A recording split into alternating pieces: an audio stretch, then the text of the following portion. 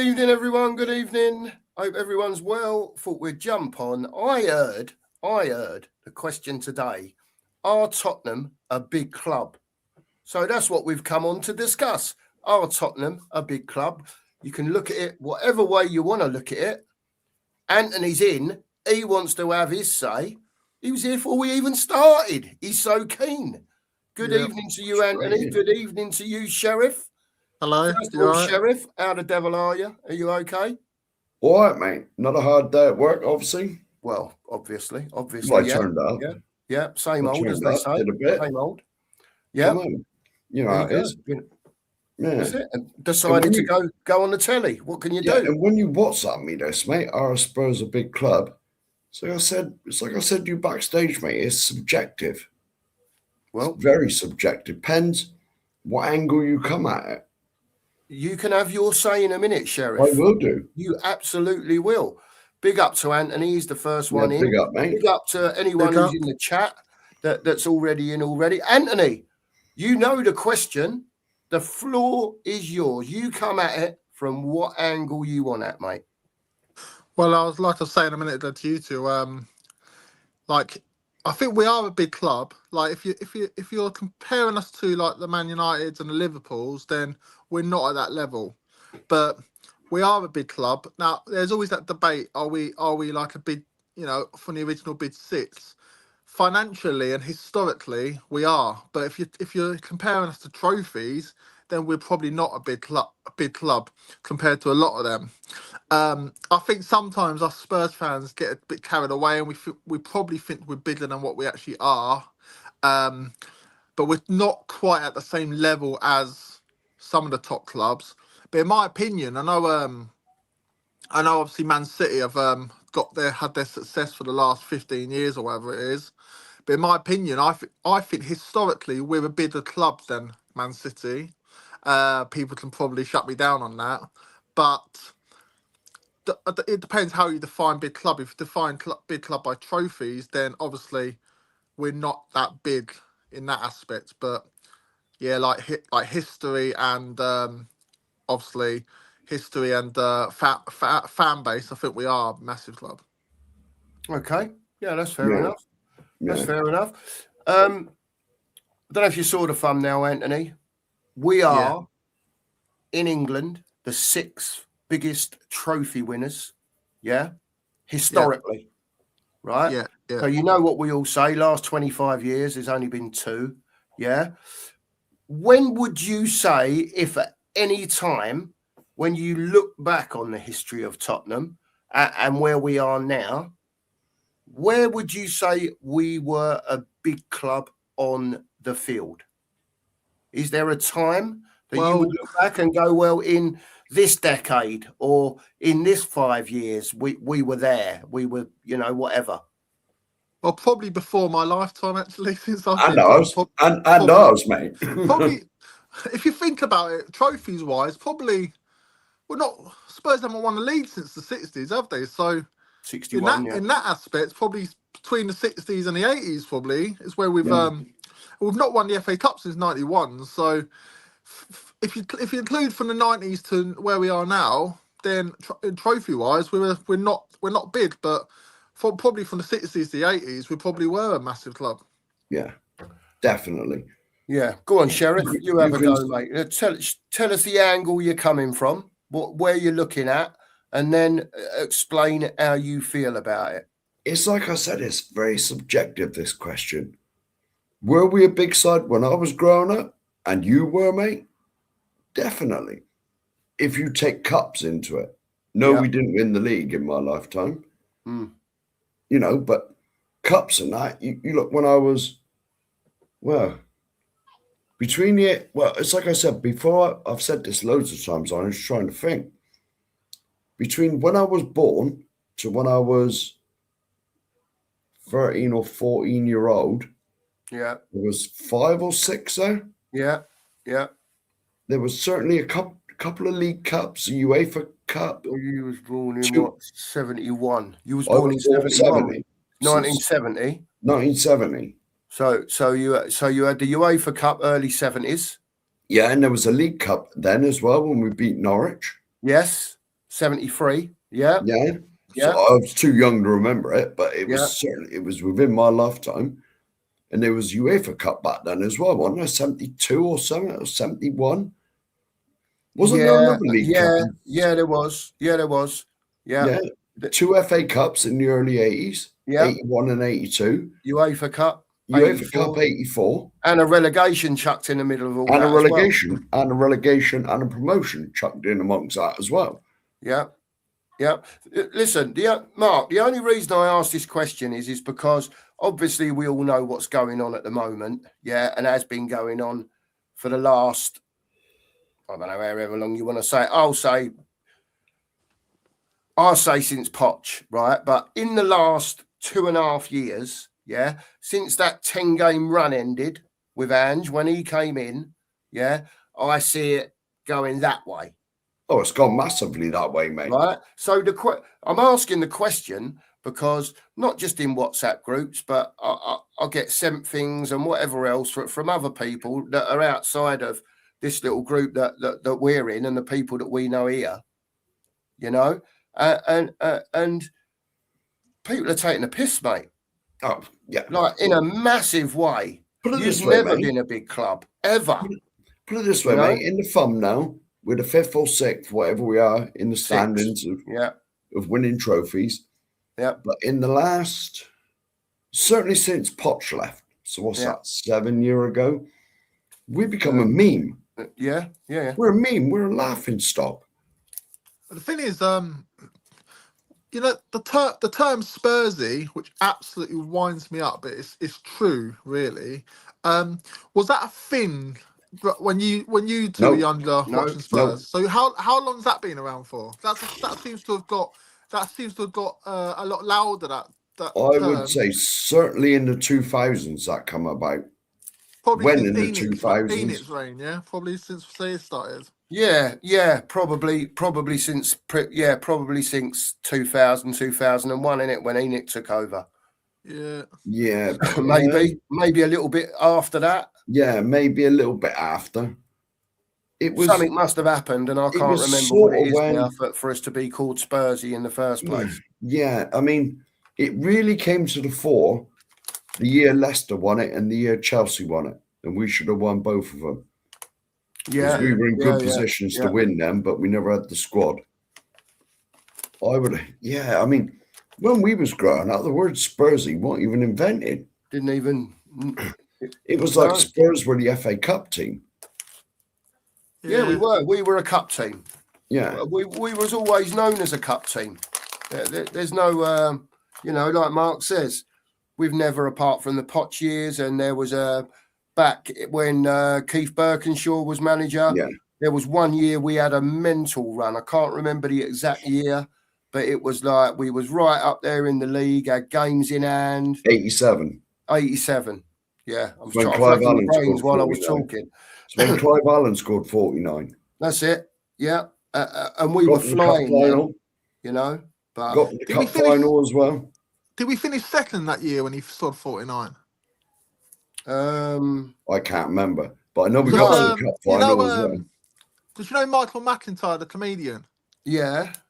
Apparently, he said 1 year when he was 11, he became a Spurs fan because Clive Allen scored 49 goals, finished second in the league, and I thought, oh, this would be a great life.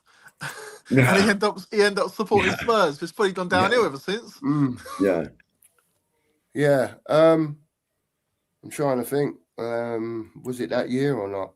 It definitely was. They finished up there that year. They finished up there. I know we were sitting fourth, and because of all the cup games and all the backlog, and we was getting so far in everything, in the Milk Cup as well. We had sort of four. It could have even been five games in hand, and if we'd have won those games, it put us right in with a shout of winning the league. But in the end, Anthony, the backlog of it all just became too much. And again, the usual story, the squad wasn't there at the end of the day then. Do you know what I mean? It was different times, but they were playing literally every weekend and every weekday. And also, Mark, I've got this thing that they played 3 times in a week once to catch up. I got a Maybe feeling I'm wrong. it would have been in that season if it was any time, mate. Yeah, I'm Because sure you that. got to remember, I'm the 87 season, we got to the cup final and lost to Coventry. Yeah. So we went right away in the FA Cup final. We went hell of a way in the League Cup. Did we have Europe that year as well? Through a load more games? I'm not sure. Mate. Possibly. I can't remember. I know that. Just think we sorry to interrupt. Just think we have a better European record than Arsenal, don't we? Of course. So unless they win the Champions League, which I'm praying they don't, that'll still stay intact. Yeah. This is very true. Well, it's like I said, when I was a kid growing up, certainly, the late 70s, there wasn't a great deal going on because we got relegated. But like certainly early 80s when Keith Birkinshaw was there and we got Ozzy and Ricky in, it was one of my first memories watching the FA Cup final, especially the replay against Man City when Ricky went mad. I was there. Yeah, I know you were, Anthony. Well, you were there. I certainly wasn't. I saw both the cup finals. I was such a lucky kid. I saw both the cup finals against City and QPR and both the replays, and was at White Hart Lane for the '84 UEFA Cup win up in the shelf, mate. That was the time to be a fan. Yeah. Simon, do you think Evening, Simon. It was Anthony. It was the time to be a fan back then. When you was going down the Spurs in the early 80s after the relegation and they'd come back up and they sort of built a bit of a team going on, to win the FA Cup 2 years running, replays as well, and to be a kid and see Ricky Villa, literally I was 3 rows back and he picked the ball up about 20 yards away from me. And then, of course, everyone stands up. I'm only a kid and I'm trying to, and you see him doing this. Do you know what I mean? And he sticks it in the bin. Yeah. And all of a sudden the place just erupts. Never heard a noise like it, mate. Because you got to remember as well, the FA Cup final back then, it was the biggest game of the year. Yeah. It was like the only game unless England were playing in the World Cup or so that was on live on the TV. It was massive, the FA Cup. Yeah. The FA Cup was almost, it was up there with the league. It was on a par with winning the league. The FA Cup, the FA Cup final was an all-day thing on the TV. It started at like 8 in the morning. Breakfast with the players, travelling to the ground. It was an all-day thing, TV. Yeah, it was an all-day thing. Yeah. 8, 9 o'clock in the morning, when everything. You used to get all the players getting on the coaches and all that, going to the ground, didn't you? And all that sort of stuff. Yeah, it was brilliant. You're showing your age, Sheriff. You're showing your age, mate. Yeah, I know. You're like me, mate. You're like me. We saw the good times. We've seen the good times, haven't we? Absolutely, we have. I'm thankful I have, because now there's not even worth anything talking about. Well, okay. Yeah, that's fair enough. Yeah, fair point. But just quickly, I won't stay on too long because I'm going to have dinner shortly. All right. Well, I was born in the late 50s, so I was too young to see the double winning side in the 60s. I was only, I was about 4 or 5. But the first time I do remember when I became really a Spurs fan was about 1967 when we won the FA Cup against Chelsea. Yeah. I was 10, so I do remember that. And since 1967, I've become, a Spurs fan. So I have seen, many a good time, many a bad time, but I have seen quite a few trophies won up until like last year. So I'm pretty lucky, really. I have seen some great times. FA Cup's brilliant. UEFA Cup's brilliant. Obviously, last year winning the UEFA Cup, brilliant. League Cup's brilliant. So I've seen some great times. Yeah. But for the youngsters these days, not so 2 in 25. But I am one of that. So I am one of the lucky ones. I've seen some great times at Spurs. So to me, we are a big club. For the supporters, we've got massive support. So obviously we've got plenty of money. So really, we are a big club. But with Enoch, not so much of late. So you can define it different ways, can't you, You Simon? can. You Yeah, know, yeah, you can yeah. come at it from all different points, and maybe some points you'd say. Well, we in his used to be a effort, football club. We used to be a football club. We used to be a cup side. We used to, win trophies. But now it's Yeah. all a question of let's get money, isn't it? It's all about the dollar these days, isn't it? Yeah. Since we left the lane, since we virtually left lane, things have been going. Yeah, well, obviously before then, but since Yeah. then, it's just all a question of, getting concerts, doing this, doing that, and taking our eye off the ball with the football side. But like I said, I've been lucky to see. If I don't see another trophy now before I pop my clogs, at least I know I've seen quite a few won. Yeah. So, but for the younger generation, it's not like that, is it? No, I'll be honest with you. I feel sorry for the younger generation because what have they really got to look forward to supporting Spurs? Nothing at the moment. No, nothing. Well, Nothing whatsoever. Nothing. You There's know, nothing, is there? and let's face it, kids going to school now. If your dad or son or whoever looks after you isn't a football fan, you're not going to choose Tottenham, are you? I'm not being harsh. We're a you're not, laughing. are you? Yeah, Sheriff, we're a laughing stock. Imagine if we go down. Would you want to wear a Spurs shirt? No. Well, who was it was on here the other day, and they You reckon want to their wear a kids... Spurs shirt at the moment? Yeah. Well, who was it was on here the other day, Matt? We had a guest on, and he said, or was it someone in the comments said his daughter or something was getting bullied at school? What, because you have a Yes. Spurs shirt on or something? Yeah. Yeah. And they were saying the kids were saying to her, Tottenham are rubbish, from what a better words, and all that. Why are what's the thing about Spurs though? Because Newcastle never won anything for years, but no one ever goes on about Newcastle not winning anything till last season. I think it's the historical thing with us. It is. We were known for winning trophies. Yeah, we've got a bigger history than Newcastle, haven't we? Yeah. We've got much bigger history than Newcastle. Yeah. I think a lot of it nowadays is to do with, and especially this season and the last few seasons, a lot of it is the questions are asked by Arsenal fans, right? Sorry to use that word, but obviously they're doing so well.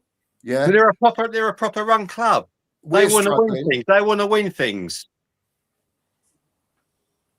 They're a proper run club, Arsenal. Simon, I agree with you. But this is where the question's being asked, and I know a lot of it's banter. Do you know what I mean? But that's why we use the thumbnail, because that came through in a WhatsApp pic. Then Nige sorted me a mark out on it. Yeah. According to that, we are the sixth biggest trophy winning team in the country. Correct. Okay. Now, unfortunately, between all those trophies, there's been big gaps, especially the gap now since Indicas took over.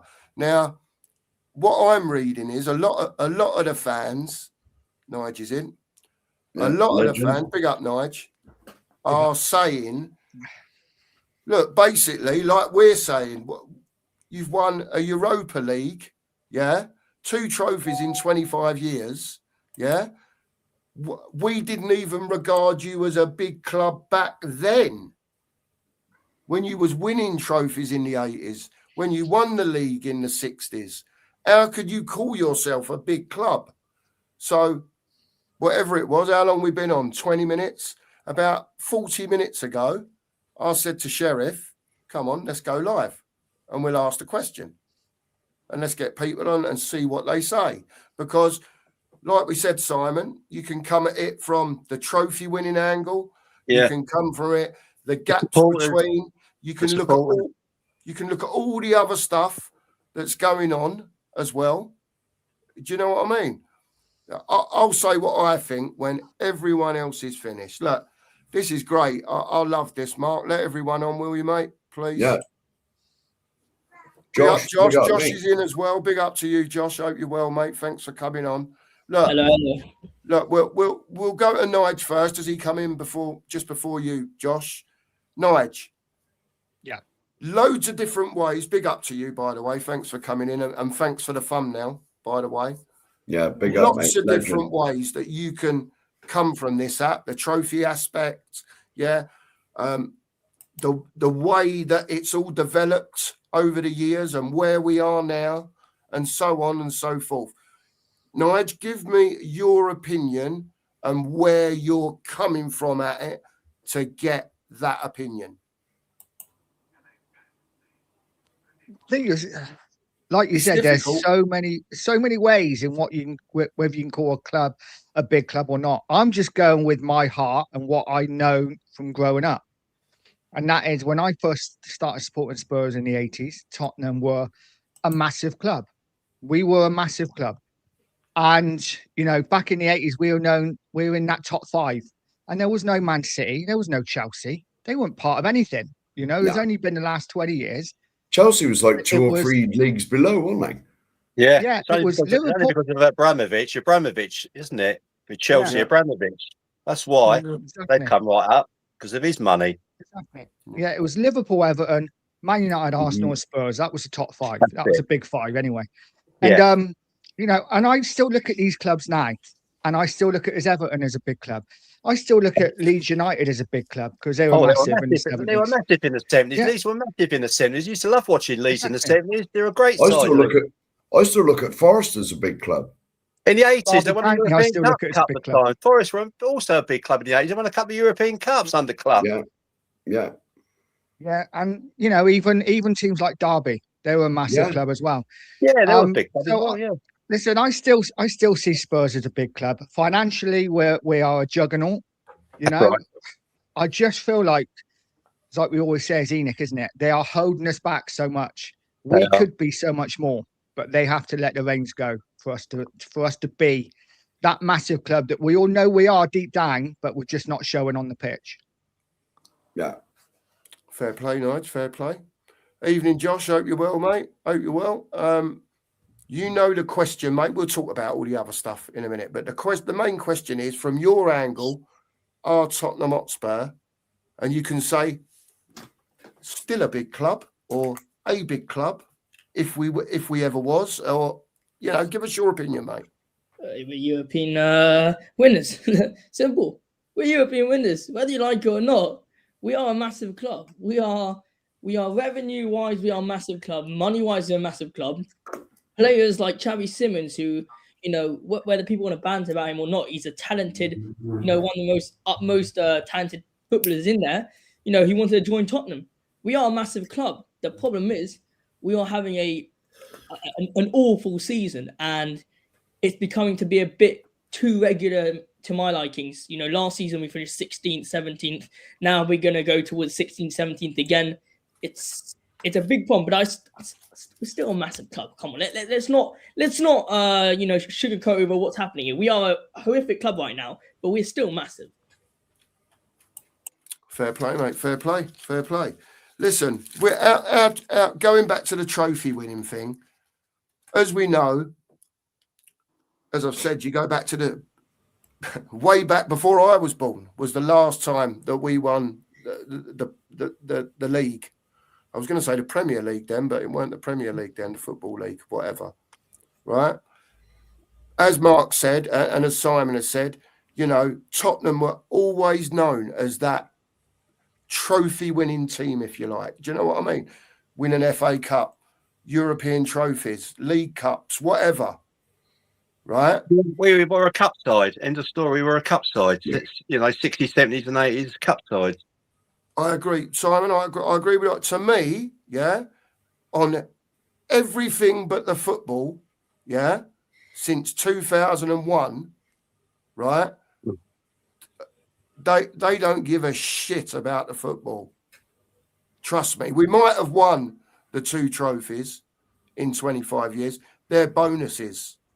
They really are bonuses, because, you know, without going deep into Enoch again and blah, blah, blah, blah, blah, for 25 years, yeah, apart from a very small section of that, I would say, yeah, under Poch, when we were playing wonderful football, I thought it was, yeah, once he got it right and once he got the players in that he wanted, yeah, the football was magical. Yeah, but he didn't Everyone get back. got on board with He it. didn't get. Sorry, Cookie. He didn't get back when he needed to get back just to get us over the line. Yeah, Did he? yeah. I've always said, mate. I've always said. They didn't push the boat out. They didn't push the boat out for him, did they? Just to give him the extra few players, just to like win a league, win a cup. Because that would have happened, I reckon, under him. We would have won something. They pushed the boat out, but they didn't.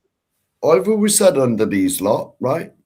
When we do win a trophy, it's in spite of them, not because of them. It's in spite of their nonsense that goes on. And to be honest, I believe that's true. The cup last year in the League Cup, whatever it was called back then in 2008, it was in spite of them. It's not because of their efforts and built us a great team. No, that's right. Well, the thing is, they've got.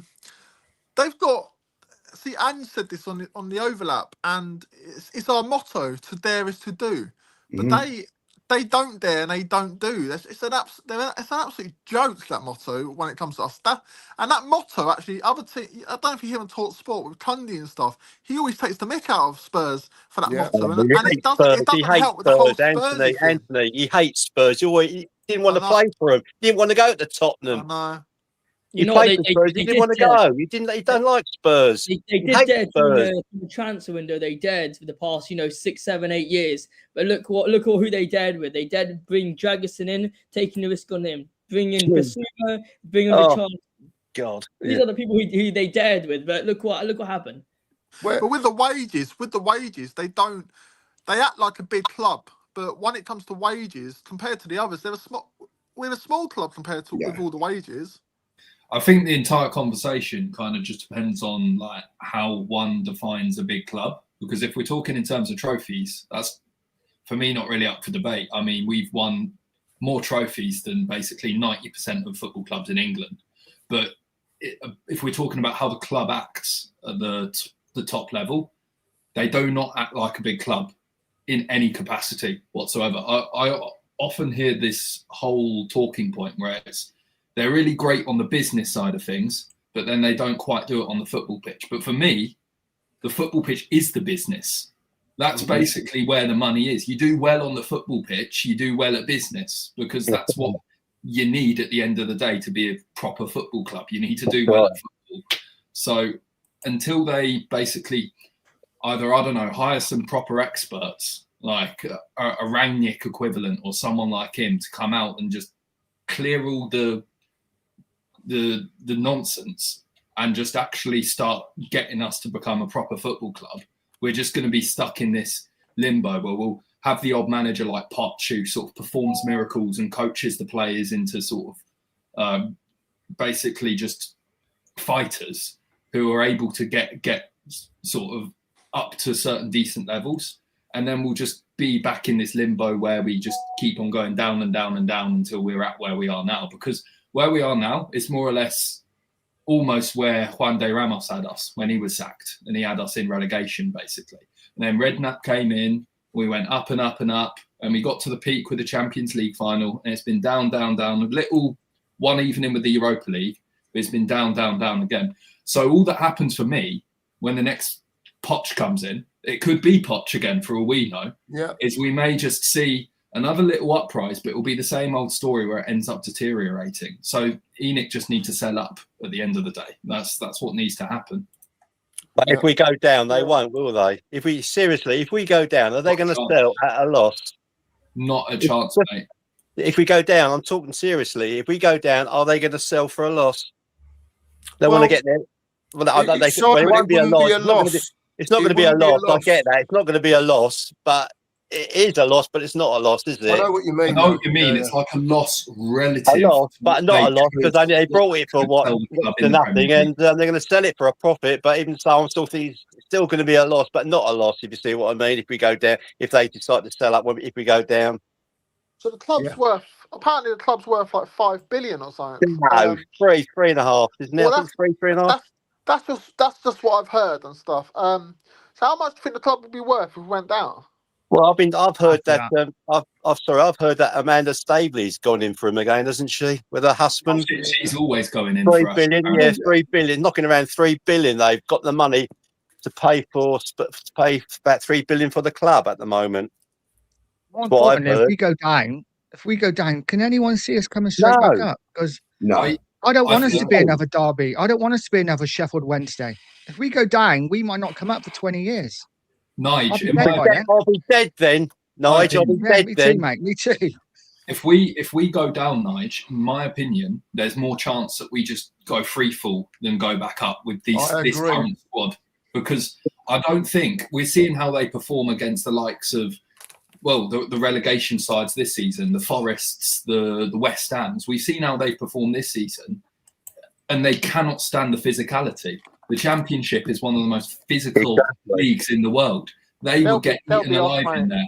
And But every, ain't easy getting out of that league. It's not easy getting out of that league. not A at all, lot of mate. those players will be off because they think they're bigger Of than what course they they are. will. They think they're a Of bit course too they big will. for They're it. going to jump ship, but most of them are going to jump Yeah. ship. We'll have to sell them anyway to get some money in. So a lot of them are going to go anyway. And then And it's then who by comes in. average- And then who wants to come to Spurs? Yeah, because the trend with ENIC is basically whoever they get in to replace whoever's left just gets worse and worse and worse Yeah. over time. You know, they got rid of Nasser Chadley, Eric Lamella, who were decent players for us, brought in George's Kevin Nkudu and Brian Hill. Just a complete and utter downgrade. They couldn't even lace the boots of the aforementioned mentioned. And it's just going to keep on getting worse and worse until they sell up. That's all I can see. So I hope to God that this Stavely woman and her husband actually can buy the club. We'll end up with Neil Warnock as manager in the Championship. You can have who you want there. It would just be the same rubbish we're seeing, unfortunately. Basically, I think from what I've seen in the recent years, the only managers since we sacked Poch that have been able to sort of get a tune out of these players, even without Son and Kane, were the serial winners like Jose and Conte, because Jose had he had Kane and Son both injured at the same time, if I remember Like correctly. Gareth Bale, though, didn't he? Yeah, Gareth Bale the same. But I remember he was only coming on as a sub once every few often because of his glass legs, basically. And Jose somehow managed to get that squad without Kane and Son, sort of in this form, which was probably classified as mid-table form: win, draw, loss, win, draw. You know, that kind of thing. And then sacking before a cup final. That makes sense, doesn't it? Yeah. Yeah. Has anyone heard apparently the story of what happened there with the sacking? Apparently, this is just what I've heard from other spaces, by the way. So I don't know if it's 100% solid, but it's basically Jose wanted to rest players mid-week. Right.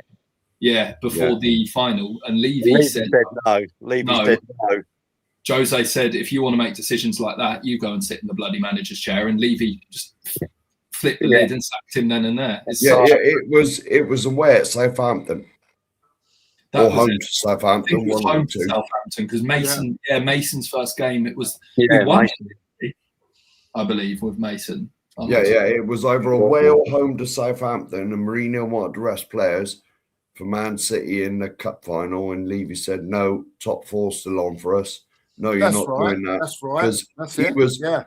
Levy was more prioritising the finishing top four and getting the Champions League money in and winning us a trophy. That's right. Correct. That's right. In the summer, when you come out of all that guff about we want to win the Premier League, we want to win the Champions League, I almost fell off my chair when I heard that. I was like, as if that makes us even more of a laughing stock when other fans hear them say that. Yeah, but Mourinho wasn't backed either, was he?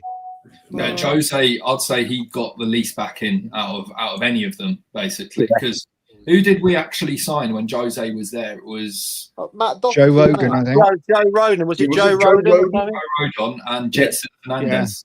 Yeah, it was like he wanted some top defender. Bruno Fernandes. Joe Rogan. Yeah, he wanted Bruno Fernandes. Yeah, that's right. When it Poch that wanted Bruno Fernandes, I heard that in the January before he went to United, Poch wanted him or something like that. Yeah, Bruno Fernandes was ready to come to Spurs. He was happy to come to Spurs. His bags were packed. His bags were packed. No, that's right. He said goodbye to his teammates. Yeah, goodbye. The amount of players. He was like Jack Grealish. His bags were packed. Ready to come to Spurs. You know, Grealish's dad came out and said that basically Grealish thought he was going to be a Tottenham player. That's correct. He was already preparing for a move to London. But there's so many players like that thought they were coming to Spurs and then Yeah, went but- somewhere else. Did you hear There about was a s- Hazard? Did you hear about Hazard recently? He's come out and said that he almost Eden joined Hazard. Spurs. Eden Hazard. Yeah. Yeah, Yeah. Redknapp. Redknapp Yeah, was involved in that Redknapp when he was yeah. under Redknapp or something. Eden Hazard. Yeah. Suarez. There was well. a stream ages ago. Where I forget who did it, but they made a team out of all the players that we could have had. People like Mane, Sane. Yeah. Aubameyang. I think Aubameyang had the tour of the Hotspur Way, didn't he, at the time or whatever? Aubameyang, he went there at Arsenal. He had the tour of the training ground, didn't he? Aubameyang. Who was the one that was in our medical room and he Willian. jumped out the window and ran down. Willian. Yeah, Willian. Jumped out the window. Willian, mate. Do you remember that? What about Emmanuel Petit? Oh, mate. Yeah. Emmanuel Willian, Petit. they'd virtually announced it. They'd Yeah. Yeah, and he virtually jumped in a announced taxi to it. go to Arsenal. Signed for Arsenal. No, William was in the medical room doing his medical and he Right. got out the window and ran down to the King's Road and signed for Chelsea. And Emmanuel Petit jumped in a taxi to go to Arsenal. Yeah. Says Oh, it all my with this word. club, then it says it all. Dennis Bergkamp was a Tottenham fan because his That's hero right. was Glenn Hoddle. Yeah. That's correct. And And he then would have another come to us. He would have come to us in a heartbeat. We've missed out on so many top players. Oh, craziness. Crazy. People still defend Enoch and say, be grateful for what we have under Enoch. Be grateful for do what me mate. a It's going favour. down. There he is. The new stadium, the stadium. Do me a favour. The stadium. Big up, Sam. Stadium. Thomas Big up, Sam. Franklin. Big up, Sam. Link's pin, mate, if you want to come on. I mean, We can't afford to go down. We can't go down. We No. How cannot do we go get down. out of it then, Simon? Simon, how do we Well, get down out to of the it? players, down to the players, Mm. down to the players. They're thinking of sacking too, though, aren't they? If we lose to Palace. Jesus. yeah, I mean, honestly, from what I've seen of Tudor, it's basically just been kind of Thomas Frank 2.0 Yeah. with a little more pressing. He got his lineup all wrong against Fulham. That was massive. Sousa should have played. Sousa should have played left back. Yeah, Xavi Timmins on the left, Gallagher on the right. Jeez, Archie Gray at left back. Jesus Christ, what the hell's going on? Yeah. Look, Just play Fulham, round bloody pegs and Fulham. round holes. thank you, Clueless. Nige. It's what Well, we've got to do, isn't it? Solve a lot of problems. Players in the right It would positions. solve a Exactly, lot of playing in their problems. positions. Why didn't he play Sousa at left back? That's and what I if said that before the means- game, yeah. If that means Xavi Simons not playing because he wants to play a 4-4-2, then he don't play. You play Towed out. You know? I thought Tell It done is all what right it when is. he come. And Tell has to start on Thursday with Richarlison. Why is he still? Why are we still playing Mwani? You can tell he just doesn't want to be there. Why are they still playing Basuma? When Oh, Mwani came off on Sunday against Fulham, I thought it screamed of Tanguy Ndombele. The Yeah. way his attitude, the look on his face, the way he sort of just went off like this slowly. I was just like, what are you doing, mate? You're a professional footballer. You're getting paid so much money. He don't to care. do Listen, this. You have an to attitude like that. he's off to Juventus, isn't he, next season? He don't care. He's only passing through. He's only It's passing through, isn't he? He don't care what happens. exactly. But you're a professional. You care wherever you go, Well, basically. you just think so. It don't work out like that, does it? Well, he turned us down originally, didn't he? And he Well, only there you joined us go. in the summer because he had no other options.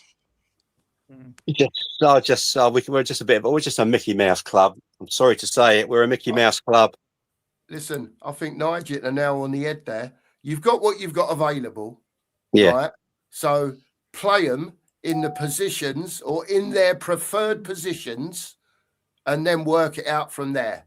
Do you know what I mean? Square You- pegs you- and square holes. It's the most. Listen. I think it's the most important things. It's basically playing Yeah. as a team, putting players in their actual positions, and Exactly. making sure they stay fit and don't get injured. You need to basically get these three things right before you can think about anything else. Before you can think about going for the Champions League. Before you can think about winning titles and stuff like that. You need to actually fix the fundamental issues, which are just there for everyone to see, that we've papered over the cracks with Kanes and Sons. We don't have a Kane and a Son to pass it That's to. correct. That's No correct. one.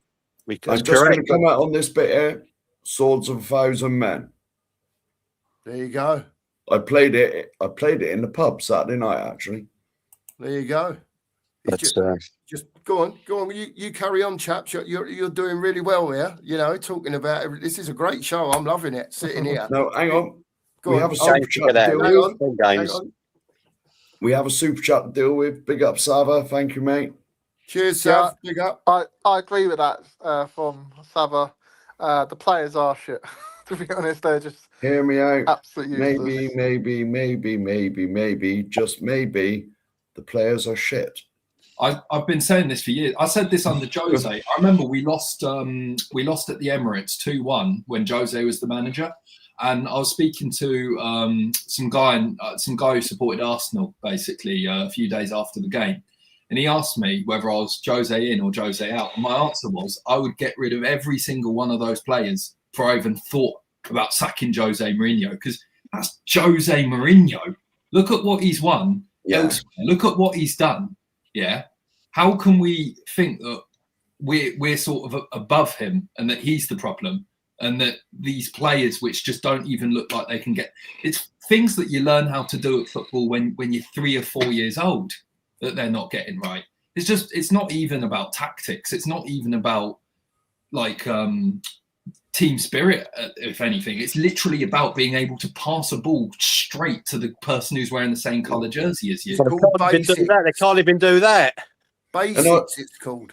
And I'll tell you what mystified me about Mourinho is when we got to the final against Pep Guardiola, they sacked a man who was capable of beating him. That's and right. They got Ryan Mason in. Correct. Because I think I believe at the time Mourinho had never lost to him. That's correct. Ever. Yeah. That's right. And We so, lost that game as soon as they sacked big up him. Sava anyway for the super chat, mate. Thank you very much. All Sava, appreciated. Sava, I know you're busy at R7 because you got your show coming on, but you're more than welcome to pop on, and you know what I mean, for 5 minutes. As soon as I seen him in the thing, I was like, come on, mate. Tell us about Tottenham being a big club and why we're not, or why we are, or why we ever was. Yeah, I'd love to chat to Sav again. Yeah. It's always. You know always what I mean, Sav? You're more than welcome to pop on. I know you're Always, a busy man. And listen, people in the chat as well. There's still room for another couple. If anyone wants to jump on, the link is pinned at the top of the chat. You're more than welcome to jump on. I can't promise this pin, but I think I did it. Oh well. If someone tells you it's not there, oh my God. Here he is. Here he is. Talk to the devil, he shall appear. Big up, mate. I don't want to be that bloke, right? But I did see, I pressed on one of your stream. It must have been your stream from this morning. Yeah? Yeah. What are you doing with that fucking red shirt on, mate? I want to be the first to ask you. I'll be the first to tell you, you donut. It's Spain, not Arsenal. So I'm just cooking. I'm just cooking. The thumbnail this morning with Poch and Gary Mabbott on it was absolutely legendary. I was hoping that it would help an old man I know somewhere in the southwest come to orgasm. So hopefully it helped you out a little bit. Well, it was like taking a pill, mate. So you want to talk about how shit Spurs are? No. I want you to tell us, yeah. No, you don't. In your 40 odd years, yeah, whatever you are, were we ever a big club? Yeah. Why are we not now? Yeah, because basically this has all come about, Sav, from a bit of banter. It's basically from Arsenal fans, because they're doing so well, we're doing so crap. But now the conversation has gone, well, you were never a big club anyway, Yeah. So what defines being a big club, Sava? I mean, like, again, anything I say here, right, is my humble opinion, isn't it? Anything I say is just my opinion. Yeah. I always thought Spurs, we were a decent-sized club that had a really rich cup history. But I do feel that lots of people get really, really, really carried away. Sorry, my wife's at the front door. Apparently she doesn't have a door key. One second. And yeah, from my point of view, we were always a good cup team, FA Cups, League Cups, UEFA Cups. And I think, unfortunately, people have misconstrued that as Tottenham are a big club that win leagues and Champions Leagues and should be competing with Man City, Arsenal, Liverpool.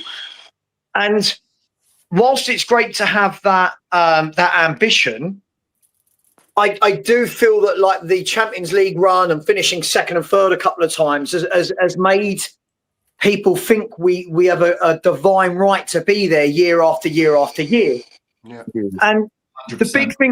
the big thing for me was, and I did a video about this the other day.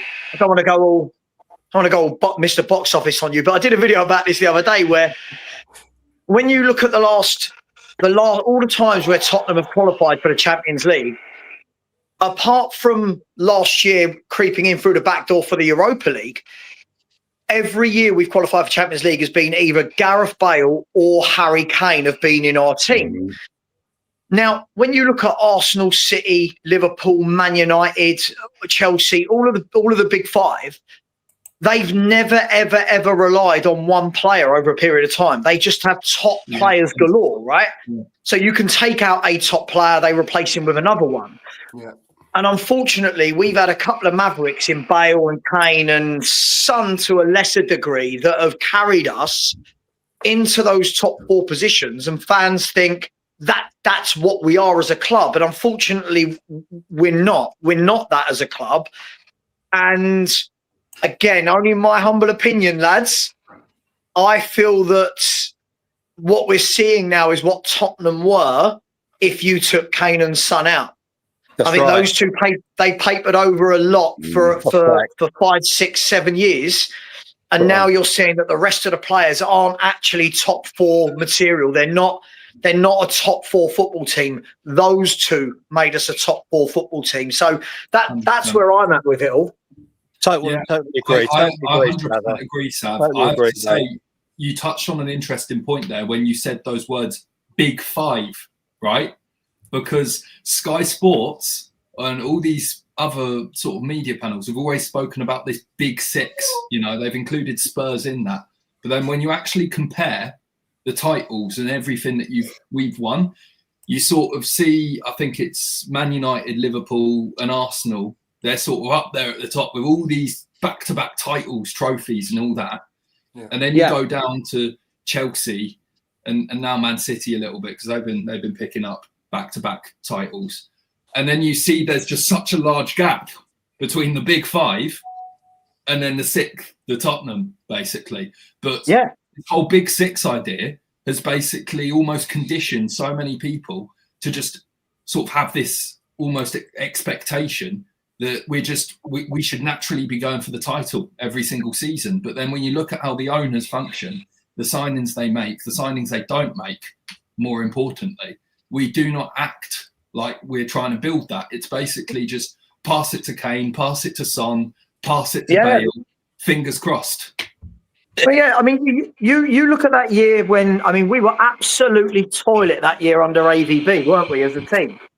But Gareth Bale would pick it up 25 yards out. I mean, I've got visions at West Ham. I think a couple of games against West Brom and Sunderland where he just wrapped it in from 25, 30 yards. We won games.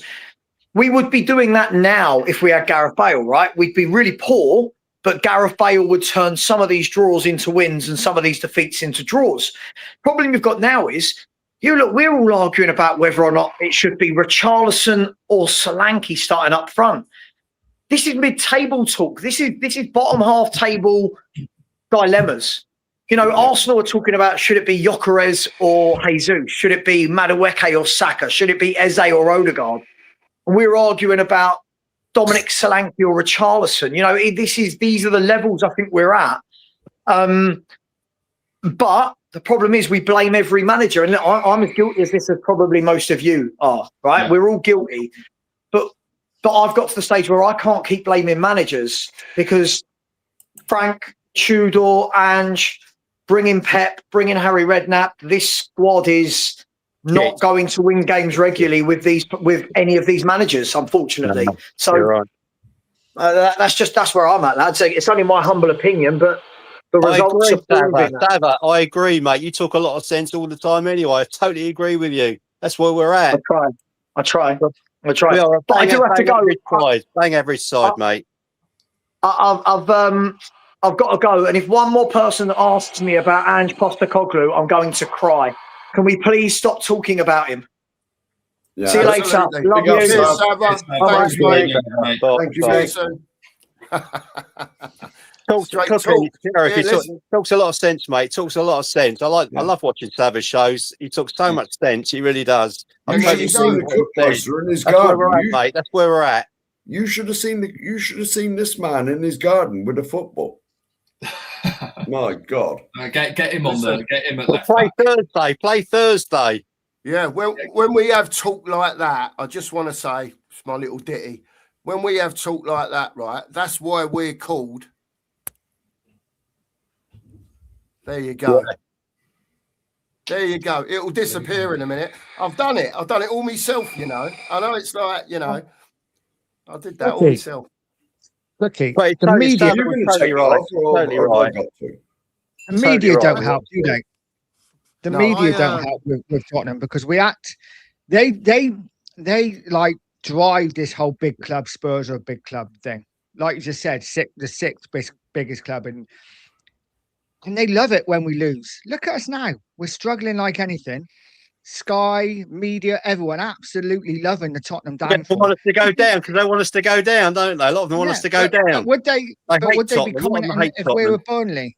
If we were Burnley or someone else? No, they love it because we're Tottenham, because we're a big club. Big club. It's Big drama. news. Big news. It's Big news. That's what they want, basically. All big club like Tottenham getting relegated. Yeah, Let's that makes push big news. Big news, isn't it? But Oh, have you it- noticed? for them, yeah.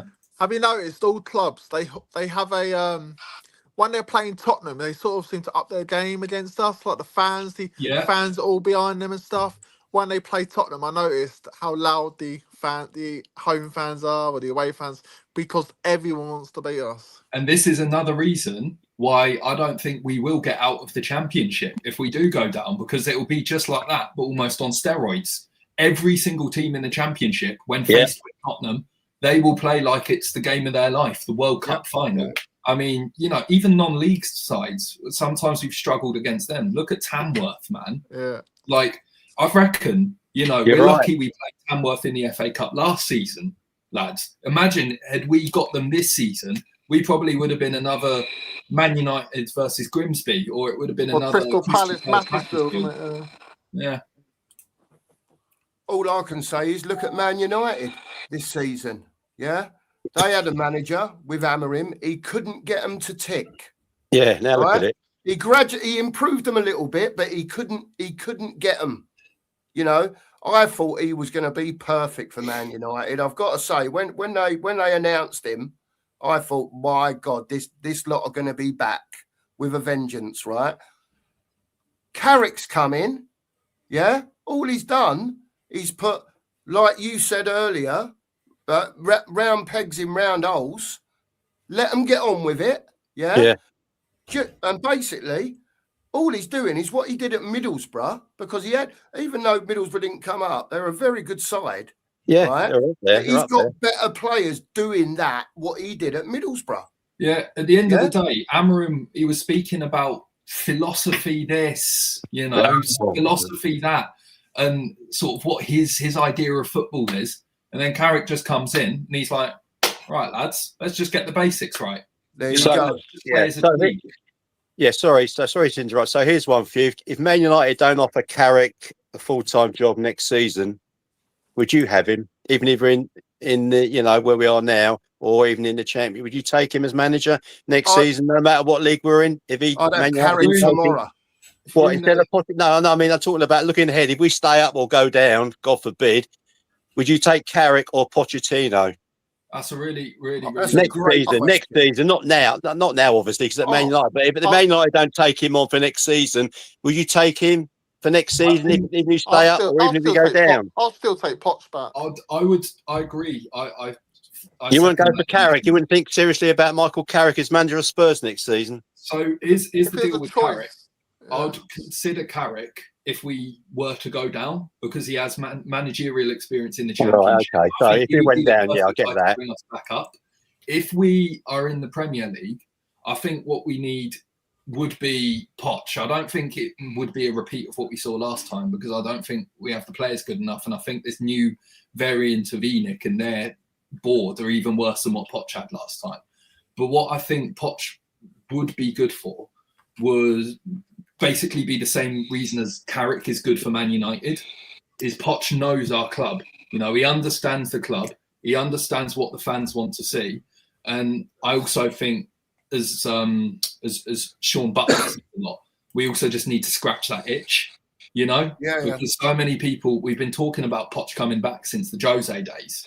And I think we just need to see it happen so that we just know one way or another whether that's the way forward, basically. But yeah, that's just me. Carrick in the Championship for sure. Poch in the Premier. Oh, okay, fair enough. Right, let's bring Danny in. Big up, Danny. How are you, mate? I'm good, boys. I'm just enjoying the conversation. How are you guys? Well, okay, mate. You all right? Yeah, I'm good. I'm just cooking some dinner as well. I was listening to the good conversation that you guys were having, and listening to Sab as well. But I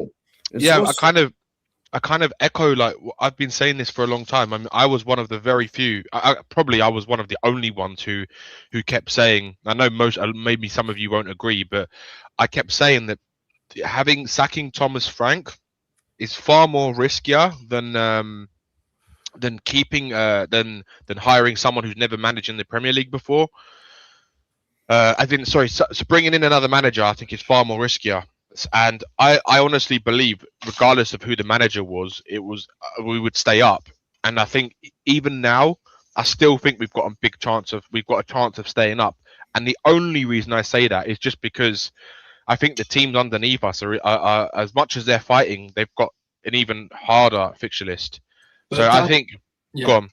I was just going to say, Danny, the fixture list, you do make a good point. On paper, these games are really hard games for the teams below us.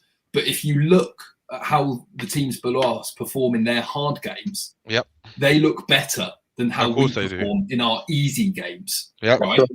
So for me, I can't see where the next win comes from. I think maybe you could call me pessimistic, but I've said on the previous shows, I see 2 points for the rest of the season that could potentially come on Thursday against Palace, at home to Everton, last game of the season, and then the home game to Leeds or Forest. I see 2 points out of those 4 games. The rest are all losses for me, based on the performances and the lack of effort, the lack of fight, and just the complete cluelessness that I've seen on the pitch, basically.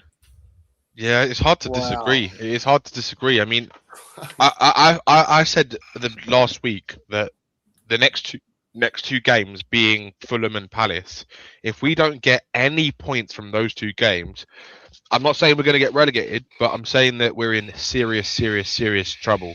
Because after that, it's going to be even more difficult to get points against the teams Liverpool that we've got away. Danny, we got Liverpool away after that. And Chelsea away. I know, and Aston Villa and Leeds. Sunderland away won't be easy either, will it, Danny? Sunderland away. It's the home games. It's the home games, right? We need to win our home games. That keeps us up. But we don't, do we? We don't. Yeah, that's the problem. No, but you look at them. The 5 games we have are all winnable.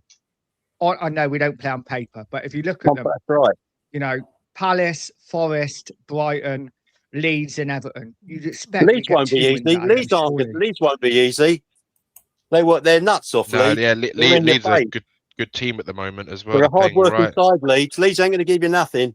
Leeds would be very difficult to break down. They're a hard side, Leeds, very physical, and they get stuck in. What do people think that the points tally needs to be to stay up? So the third to the last out of us, West Ham, Nottingham Forest. How many points do we need as of now to stay in this league? What are we on right now, Cookie? What are we on right now? 29. Yeah, we 38. I think so. 36. Yeah. 38, 37. About another 10 points. About another 10, I reckon, should keep us up. 10 to 4 wins. Definitely. I think we've got a chance against Everton on the last day, right? Purely because we'll have, maybe Maddison might be back, maybe a few more players might be back by then. And I know it's clutching at straws here, but it could be a difference of staying up or not, just having those players back for like 1 or 2 games at the end of the season. So it's a possibility, I think that, and I think you have to get something against Palace tomorrow. Like if we lose again tomorrow, it's gonna Thursday. Yeah, sorry, Thursday. Yeah, Thursday. Yeah. It's gonna be even more difficult, and at the moment the problem we've all got is, I just think these players, they either they clearly don't care about the relegation battle, or they haven't realised they are actually in a relegation battle and they're going to need to fight in order to get out of it. It's one of the two, and the one it's pointing towards more is the fact that they look like they don't give a shit really playing for Spurs. Agreed. Yeah, it couldn't give less of a toss, mate. And it's looked. No. I've heard what you've said on other shows, Danny, and I completely agree. Basically, we've seen this. It goes all the way back, basically, to the Poch days before Poch got sacked, and then Jose as well. They just completely down tools and stopped playing for Jose. 100%, man. I just don't. I don't know what the like. And it's the same. It's the same thing we've seen time and time again after with all these managers. It's like you always hear, oh, the players don't like the training, or the players don't like the manager, then something goes wrong and then the manager gets sacked, and then you see the same thing again and again and again. And it's like it's a continuous issue that is happening at this football club, and that is all down to one thing only. That is the culture that Daniel Levy built at this football club, right? It's mentality when, as well. weak mentality. It's the weak mentality, but it's the Daniel Levy rather would want to be friends. He wanted to be friends with the players rather than actually their boss, right? Like the fact that I don't know any chairman of a football club who has breakfast with the players in the morning, right? Like who does that? Like do you see the Arsenal chairman going to sit with Saka in the morning and have a bowl of porridge with him? Like it doesn't happen. It doesn't happen. But Daniel Levy, all right, Daniel, yeah, my mate Daniel. It's like, come off it, man. Like this is the problem. It's too much entitlement with the players, right? Because of the way the ownership treated, because of the way Daniel Levy brought in this like, oh, we have to beat friends, and no, mate, you are their boss. You shouldn't give a fuck about being their friends, and that's why Daniel Levy had a massive problem selling players as well and signing players, not only because of his negotiation tactics.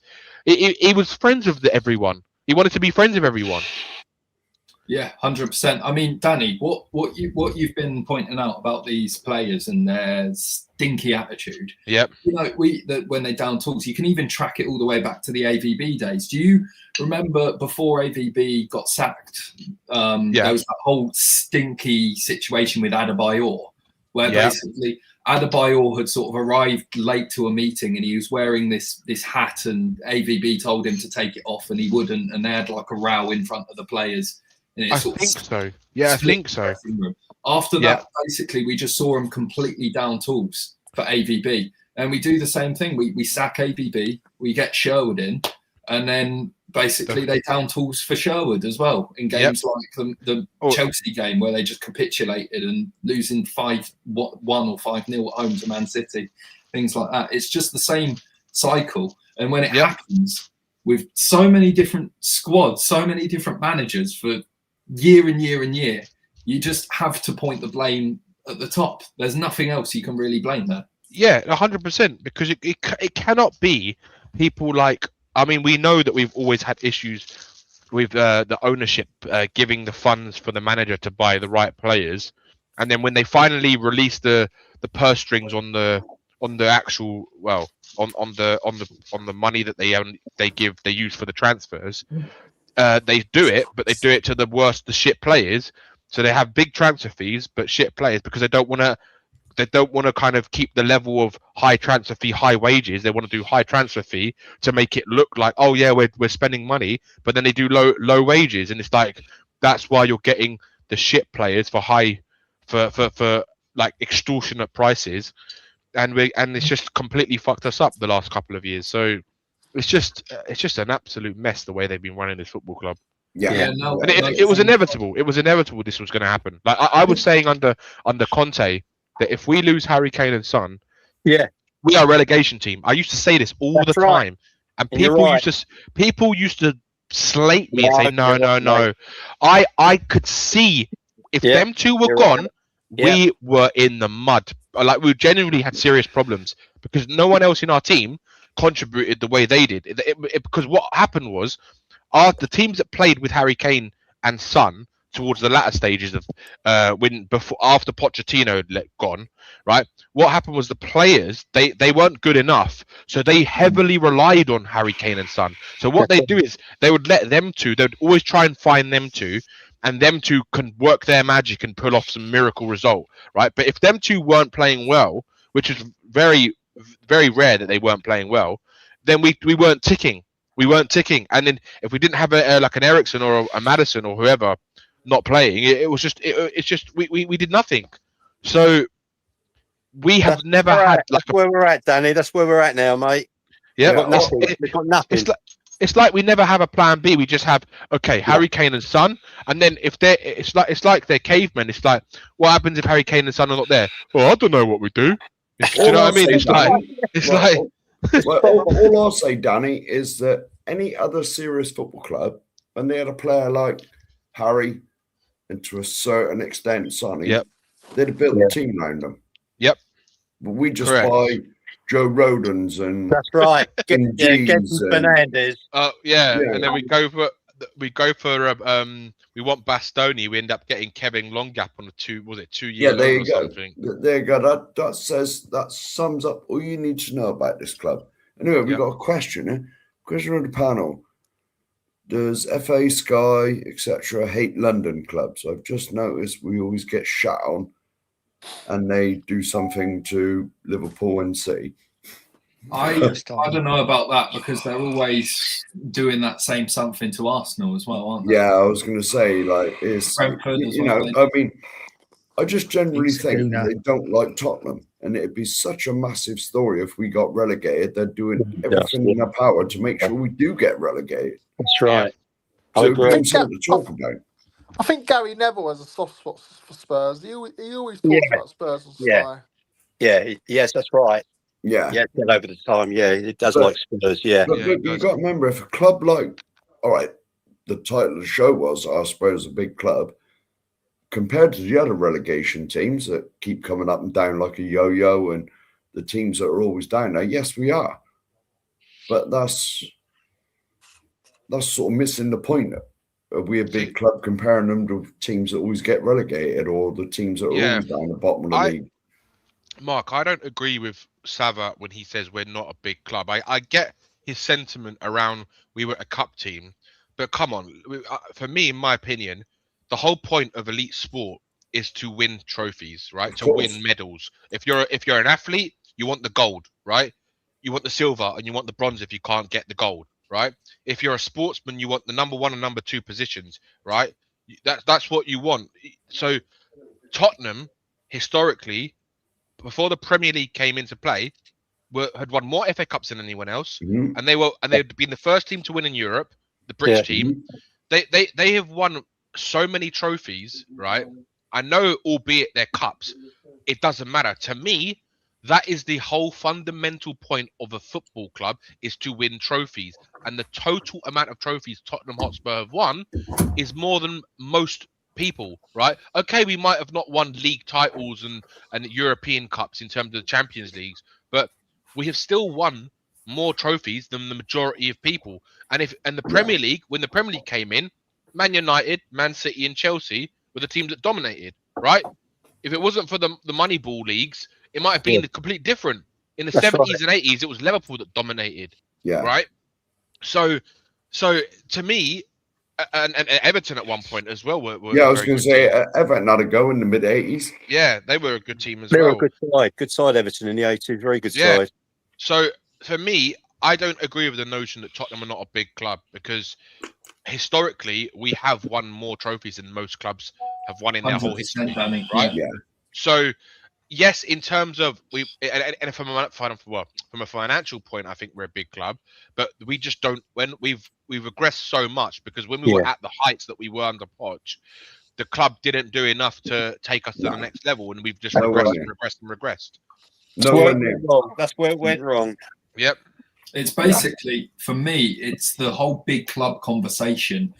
It's to do with how people define a big club, because I think when a lot of people are saying that we're not a big club, I think they're basically actually saying we just don't act like a big club. Because for me, in my opinion, this is just my opinion, I think it's not really a matter up for debate. If you've won more trophies in your club's existence than, say, 95% of other clubs in England will ever even see in their entire existence, I think that just categorically means you're a big club. Whether people like that or not is another thing. I think objectively, we are a big club because we have a high trophy count that no other club really, I mean, not many other clubs have really matched, apart from the Giants that are way above us, basically. So in terms of whether we are a big club, I think that's not really up for debate too much. But us acting like a big club, well, that's not really up for debate either, because we can see that we don't act like a bloody big club. Well, I was saying earlier that I think we're a bigger club than Man City, and I know people probably may laugh because of what they've won and stuff, but that's only since those owners have come in. That's right. There were nothing much before then. No, I'd say we're in the second and third tier. We have more of a history than Man City in terms of like old history. I think in terms of their trophy count, just to stay consistent with my own argument, at this point, I think they are a bigger club than us just because they have more trophies than us. But that's only recently. That's only within the last 20, 30 years. Yeah, but still, 20 years is history, right? And 20 years, Chelsea. Danny, same with Chelsea, mate. Exactly, Simon. So with Abramovich coming in, Chelsea were nothing before he come in. Exactly, and unfortunately, they are the two clubs that have dominated, overtaken us. In that period because of the money that they've had, and unfortunately, it has made them a big club because nowadays people will look at Chelsea and Man City, especially Man City. Every player on the planet wants to go to Man City. It's like they're like the equivalent of Real Madrid in England right now. Like if Man City are in for you, that's it. Majority of the time, you're going to go there because you know you're under Pep Guardiola. You're going to win shit. So it's just the way it is now. This is how big Man City are. Where's those 116 charges suddenly? It seems to be brushed under the been going on forever. They'll get away with it. Or get a small fine. They'll get away with it. And so I have heard as well, the charges, they're time sensitive as well. So eventually they'll run out, you know? No. If they don't do something, there's nothing they can do.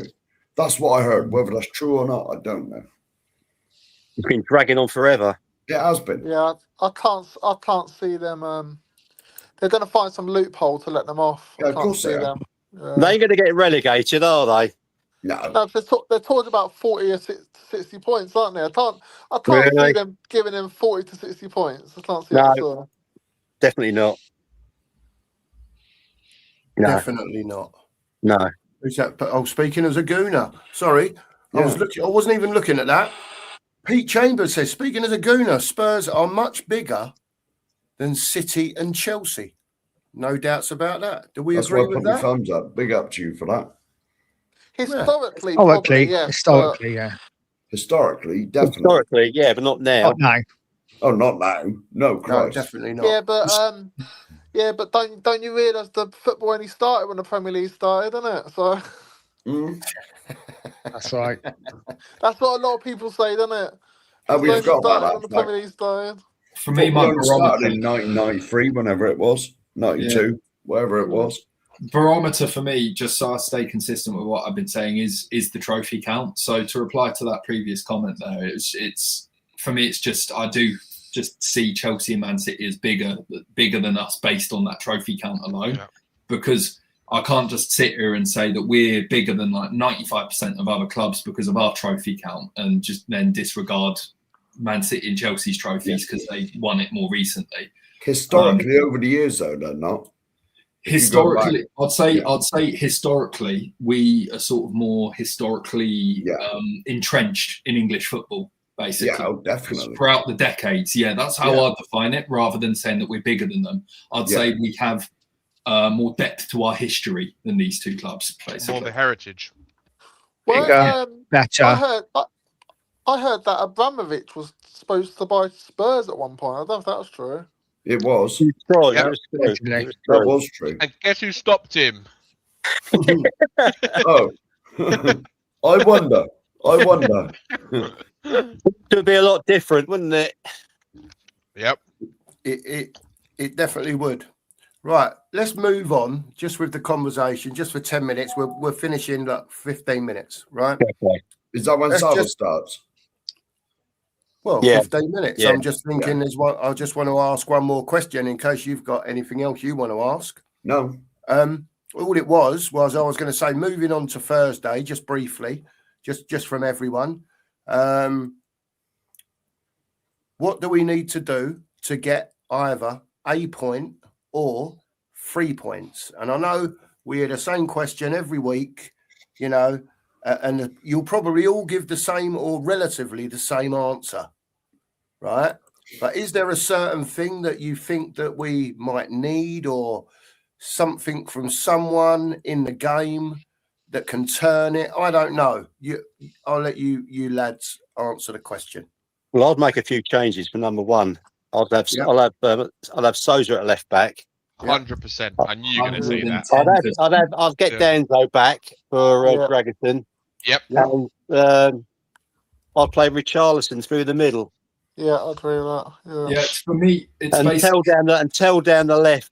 yeah. Just basically look at who's been scoring for us recently and just bloody play them.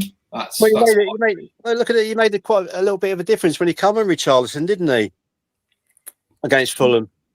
I mean, yeah, we scored a goal and it was him who scored it. Yeah. Because Solanke didn't do nothing, did he? You can't question his work rate and stuff, Richarlison, innit? But I would say with Richarlison, he seems to be better when he comes on as a substitute. Yeah, I get that, He's more of Danny. an I get impact that. man. He's always been better when he comes on. And I That's think right. right now we kind of need someone from the bench, because when it's not going well in the game, if we haven't got someone on the bench who can make an impact, it's going to be even more difficult to turn a game around when the momentum's not in your flow. So I get why people want Richarlison to start.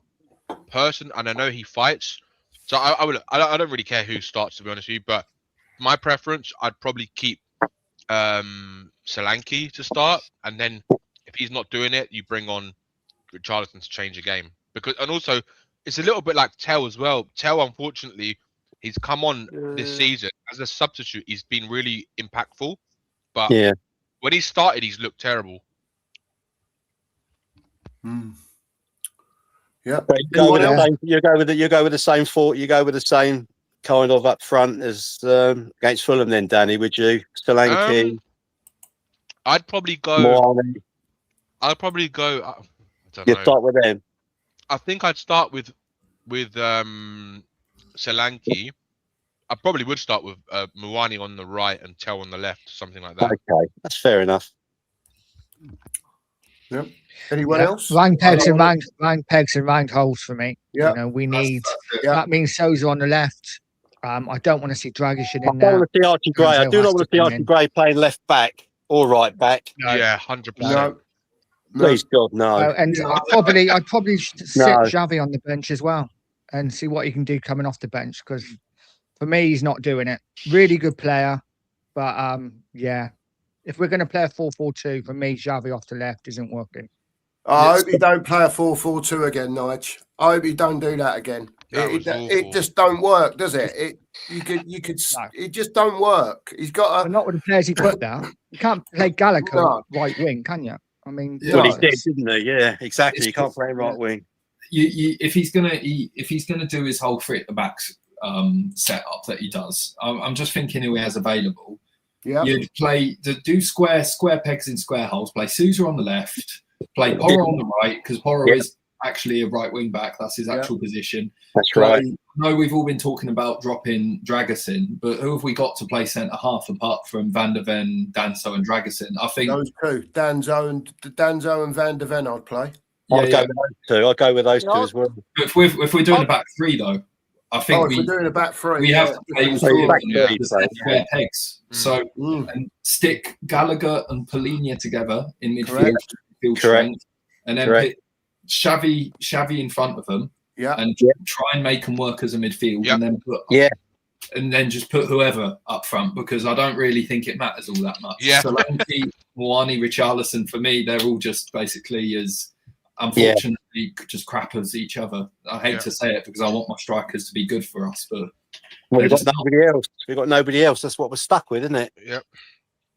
I agree with that, actually. It's quite I like What a bloody disaster, eh? What a disaster. Does anyone ever remember? Archibald and like a Crooks. I Premier remember League Archibald team? and Crooks. Archibald and Crooks up front would be good. Oh yeah, we'll take that all day. Archibald and But- Crooks. Those were the days. Used to love watching them two up front. Great partnership they were. Archibald and Crooks. brilliant. Yeah, they were fantastic. Oh, absolutely. Yeah, we'll have to take that all day long. Yeah, what I was going What to about, ask was, does anyone ever remember a team having, or a squad having so many players out for so long? Yeah, whether it's like one coming back and then another one gets injured, but you know, we've basically had a whole team out for a long time now, right? And again, whether you think some of them are good enough and whether you think some of them ain't, whatever. But does anyone remember ever having 12 out and 10 out and he'd I'm not sure. I don't think so. long? No. I don't remember an injury crisis like this one. I remember everyone talking about how bad last season's one was, and last season This is worse. This is worse. This season, hell of a lot worse. Shocking, isn't it? Shocking. Well, the thing is with us now is that the average quality of the squad has slowly been diminished and diminished and diminished. That, you know, we're accepting the likes of Solanke and Richie as the next Harry Kane and Son. When Not clearly only just they're not. accepting them, Mark, paying fucking Well, yes. 120 million quid for them at the Well, same yes, time. but you know, that's the sort of thing we've been hoodwinked with. That Harry Kane and Son is now suddenly Richie and Solanke, when clearly it's not. Yep. You know, and let's face it. And Do you know what, let's face it, Harry Kane was an accident because he burst his way through the youth ranks. And Sonny, we bought for 12 million quid from Germany somewhere. No, 22, about 22 million. Oh, sorry, 22. 20 Yeah. million. 21, We almost- 22. It's a We shame we almost don't sold have a Kane, didn't we? We were looking to sell Kane at one point before I think Levy wanted to sell him. Yeah. Do you guys Unbound. think that Kane's success was because he didn't have that pressure on him, because he was just another kid from the academy? Because ever since Harry Kane has come through for us, right? Every academy kid since him has always been, oh, is this the next Harry Kane? Oh, he could be the next. He could be the next one for us, and that pressure must get to their head. And they basically. I just think Kane is driven. He's just a different animal, different beast. He is. Best And, player in world As we football did right now. when we did all Yeah. our bloody lifetime 11s and that. Whenever Harry Kane was in a lot of the teams when we done that, that was ages ago, 8, 9, 10 months ago.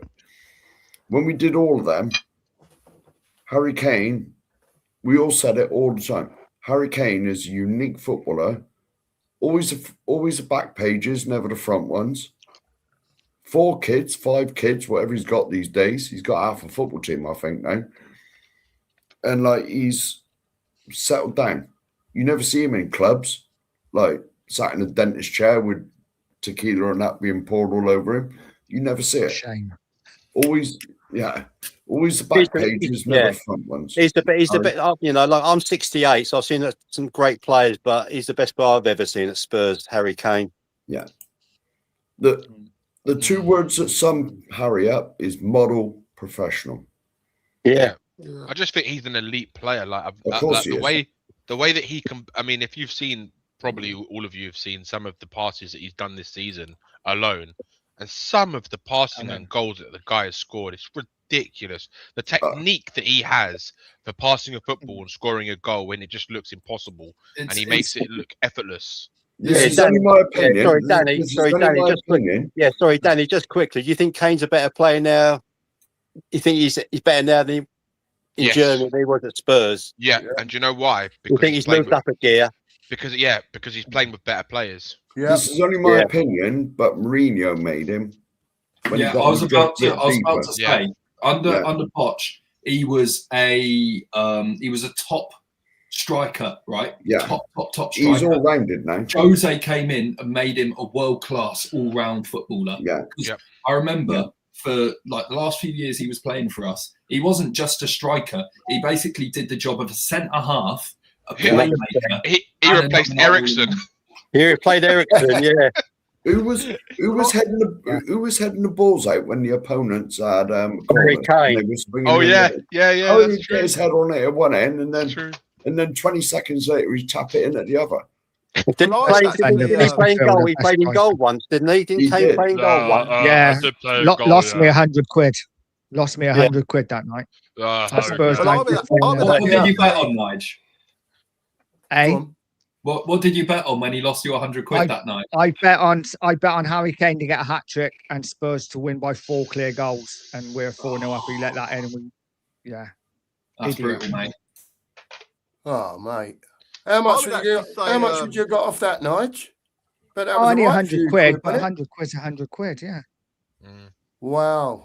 Jeez. Happy days. Happy days. Sorry, go on, sorry, carry on, say Nige. one thing quickly. Sorry. Go on, I'm Andy. in a WhatsApp group with a few people, and there's always a debate with who the better footballer is out of Haaland and Kane. And I always back Kane over Haaland. I always say he's not the better one, but as an overall footballer who can do pretty much everything, Yeah, there's no doubt. I think Yeah. he's the best Oh, in there's the no world. doubt. It's not even a debate. Anyone who's arguing that Haaland is a better footballer than Kane needs to have good look in the I'd mirror. rather have Kane than Haaland in the side. There's one of them. I'll go with Kane at the moment. I'll go with Kane still. Easily. Yeah. And he's a better goal scorer as well. He's a better all-round player. I reckon. If I think right with Harry Kane, if he played with world-class players majority of his career, his goals would be like he'd add another 200 or 300 goals on top. I reckon if he played in that Man City team, right, his goals would be like what Haaland's getting, 50 a season. Like no problem, no problem. Easy. I think if you put Haaland into this current group of players, Haaland He would look like wouldn't see the ball. Yeah. He wouldn't get the ball. He wouldn't be able to do anything. I think it's such a thick, skewed stat because Haaland was young, scoring goals in good teams. Yet Harry Kane was carrying teams, literally carrying teams. And then he goes to a big team and he gets even better. It's just like, I would not be surprised if Harry came back to the Premiership within the next year, 2 years, couple of years, break Shearer's record, job done, retire. Happy days, thank you very much. I really want Bayern Munich to win the Champions League.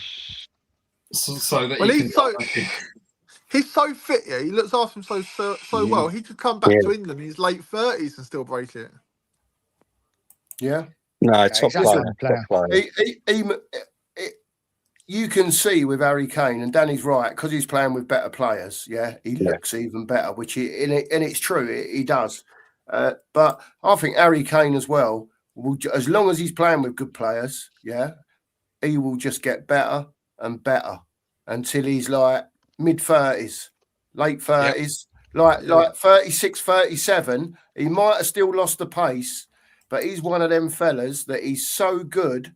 Yeah, his brain works so well that his lack of pace won't really matter for him. He'll just drop into the number 10. Yeah, that's exactly it, and he'll just be the dictator, and he won't need the pace because he's got the brains and the ability and the technique. I think he'll still score the goals from there as well. Yeah, still definitely. score plenty of goals. Oh, Do you remember Teddy Sheringham? Yeah, exactly. Teddy Sheringham, the first 10 yards was up here with Sheringham. What's it? Yeah, you started him off in the chat now with this, you know. But you know, I kind of feel sorry. I kind of feel sorry for Harry Kane because I think the world see him as not as good as he actually is because he played in a Tottenham team that was neglected by the board. Yeah. Because if they had given him top players around him, the guy would have won everything at Spurs. I don't even doubt that, honestly. No, to be honest, this is just quickly, Danny. If Kane went to Man City when he nearly did, he'd still be there, wouldn't he? He wouldn't have gone to Bayern. He'd still be there. He would have won numerous, titles. He'd be the top scorer in the Premier League right now. Like, This if is, you're Man this City is will the have biggest everything. letdown. This is the biggest letdown that we ever done to Harry. Is we never built a team round him. Yeah, Yep. the one time we got close to was the 16-17 season when we had Dembele and Wanyama as centre mids. We had Jan and Toby as centre halves. When we had all of that, we had a solid first 11, but we needed players on the bench because that solid first 11 can't survive a whole season of football, basically. And then the players that we'd bring on instead of these warriors that we had, Harry Winks. Harry Winks, Oliver yeah, Skip. and then at the time, everyone was sort of saying, "Oh, look at him, he looks brilliant." Oh, I can't really tell the difference when Winks comes on instead of Dembele, and I think they were just telling themselves that because they. Eric Dyer was another one that used to come in. Who would you rather have now, if you could, but you can't? Toby and Vertonghen, or Romero and Van der Ven? Who do you think would Not have even better a partnership? question. Mate, Jan and Toby all day. Exactly. You prefer That's a silly Vertonghen question, over think- Van der Ven? Yeah. Definitely. Sorry, guys, think- I'm going to head off, but thanks for having me on, guys, and nice Big chatting up. to all of you. Yeah, Yeah, exactly, mate. mate. Thanks for being Well, on, mate. Well, I Cheers, think we're cheers. finishing soon. Cheers. yeah, they're a better partnership. Vertonghen and I think they're better players as well. Like, I better think player. I've Yeah. got to be honest, right? Apart from Van der Ven's pace, when he's one-on-one defending, he's not very good. He's not He great. can't head a ball. He's He don't all head a right. ball. He No. don't head No, a ball. and he doesn't head a ball. The Tongan was a Used to, beast yeah, in used the to get air. backwards bruised, black Yeah. eyes and broken noses and everything. You never Superman. beat Van der Ven with a broken anything or a And- black eye, do you? And I got and Toby, as much as Romero's good at passing, Toby was the king. He Lord of the Pings, man. Oh, yeah. He was a very No good one could pick player. a ball like he Yeah. could. And he never got sent off. No, and Yeah. for me, Romero is so overrated. I think he's so yeah. overrated. Yeah. Van der Ven all day long over him. Definitely possible. 100%. Give me that Belgian barrier back any day, twice on Sundays. Yeah, the Didn't Belgian we have barrier. like one of the best defensive stats in Europe for like 2 or Oh, we 3 did. years? 2 2 years. years. Yeah. 2 What- years. 1 year at White Hart Lane, we conceded. Sorry, during the season, not at White Hart Lane. For the season, Danny, we Yeah. conceded 24, Yeah, that's crazy. and I think the following season was 29. Yeah. And it was the best stats for 2 years of Yep. any team in Europe. Yep. Unbelievable, mate. Unbelievable. Do you know what I mean? And Yeah, and if I it's could pick one player, right, to put with Toby and Jan, if they ever played a back three, yeah, stick Ledley King in there with them two. Oh my word. Yeah. Yeah. Oh my word, mate. I just couldn't imagine it with them No three one's there. scoring. No one is scoring with them three in there. Oh mate, honestly, stick I miss Ledley in the Ledley. middle of Even that. I Ledley miss with Ledley. one knee is better than what we have right now. Oh mate, Ledley was just unbelievable. He wasn't too bad, Unbelievable was he? player, mate. Unbelievable. You, Danny, I don't know how old you are. Did you ever see Ledley? Yeah, I'm 33. I'm nearly 34. Right. Sorry, I don't know. You look No, 23, it's all right. mate. You know what I mean? So, I saw Ledley basically because I'm 24 basically. I saw Ledley's his last season. I think it was that it was the season before Redknapp got sacked basically. Oh yeah. And even then he looked good, but unfortunately the last memory I have of Ledley King really was him giving away that last minute penalty at the Etihad when we'd clawed back 2-0 to make it 2-2 when Gareth Bale would scored that worldie. oh yeah. He's a quality centre half. Unfortunately, You know that's the what? last memory I have. actually think that moment was when he knew he needs to retire because Yeah. Ledley King never made mistakes. You'd never see a mistake from Ledley King. And I think towards the end, before he retired, he started making a few mistakes. And I think he knew and the fans knew, like, I think it's time now because like he wasn't training. He was doing swimming. Never trained. Yeah. He was doing swimming for his Yeah, muscular work. he's training with swimming pool. Yeah. Unbelievable player. Honestly, Yeah. The good old unbelievable days. The player. good He old was. days. And I'll tell you what. Well, When if you you go on the think about playlist, some- mate, if you go on the playlist, all the lifetime 11s yeah, are on they're there. all on there, mate. There's They're like all on 20 there. odd on there. It was brilliant. Yeah, it was hard work, but it was Yeah, it was brilliant. when we It got was fed up with brilliant. it in the end. Yeah, We've had some great players over the years. Do you remember the Oh. partnership? I mean, I didn't see it because I wasn't born, but I know that I've seen clips and I've seen stuff, and my dad told me. But what about the partnership between Waddle and Clive Allen? Yeah. Oh, very good. Yeah. Very Yeah. good. Yeah, It's Yeah. just a shame Yeah. that we signed Waddle and sold Hoddle. That was the Yeah. thing that gutted me. yeah. Yeah. Mad, isn't it? Top When you players, think they're about top it, players. when you think about the players we've had over the years, right?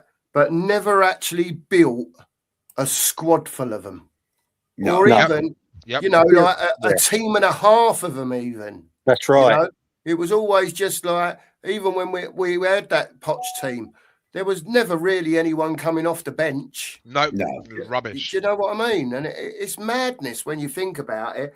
You know, for the sake of a few million quid at the time. Do you know what I mean? Even if you'd have said 100 million quid, Yep. right? And they got 3 players, And and built that squad though, Danny. You They know would what have I mean? never And done it's it though, Mark. madness.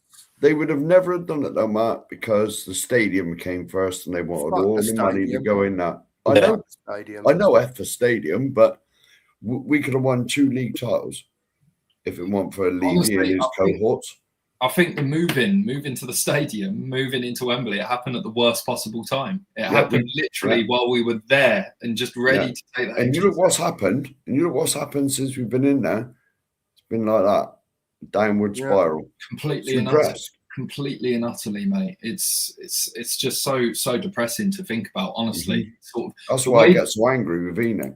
Yeah, And the if, way we, people and if we talk about stay up, and if we stay up next season, what's going to change? Nothing. absolutely diddly squat, mate. Yep. I'm telling you, they've already been talking about, oh, if Tottenham stay in the Premier League, they're gonna rip up the wage structure and try something new. And it's just like, I remember them talking about how they were gonna get a war chest for Antonio Conte.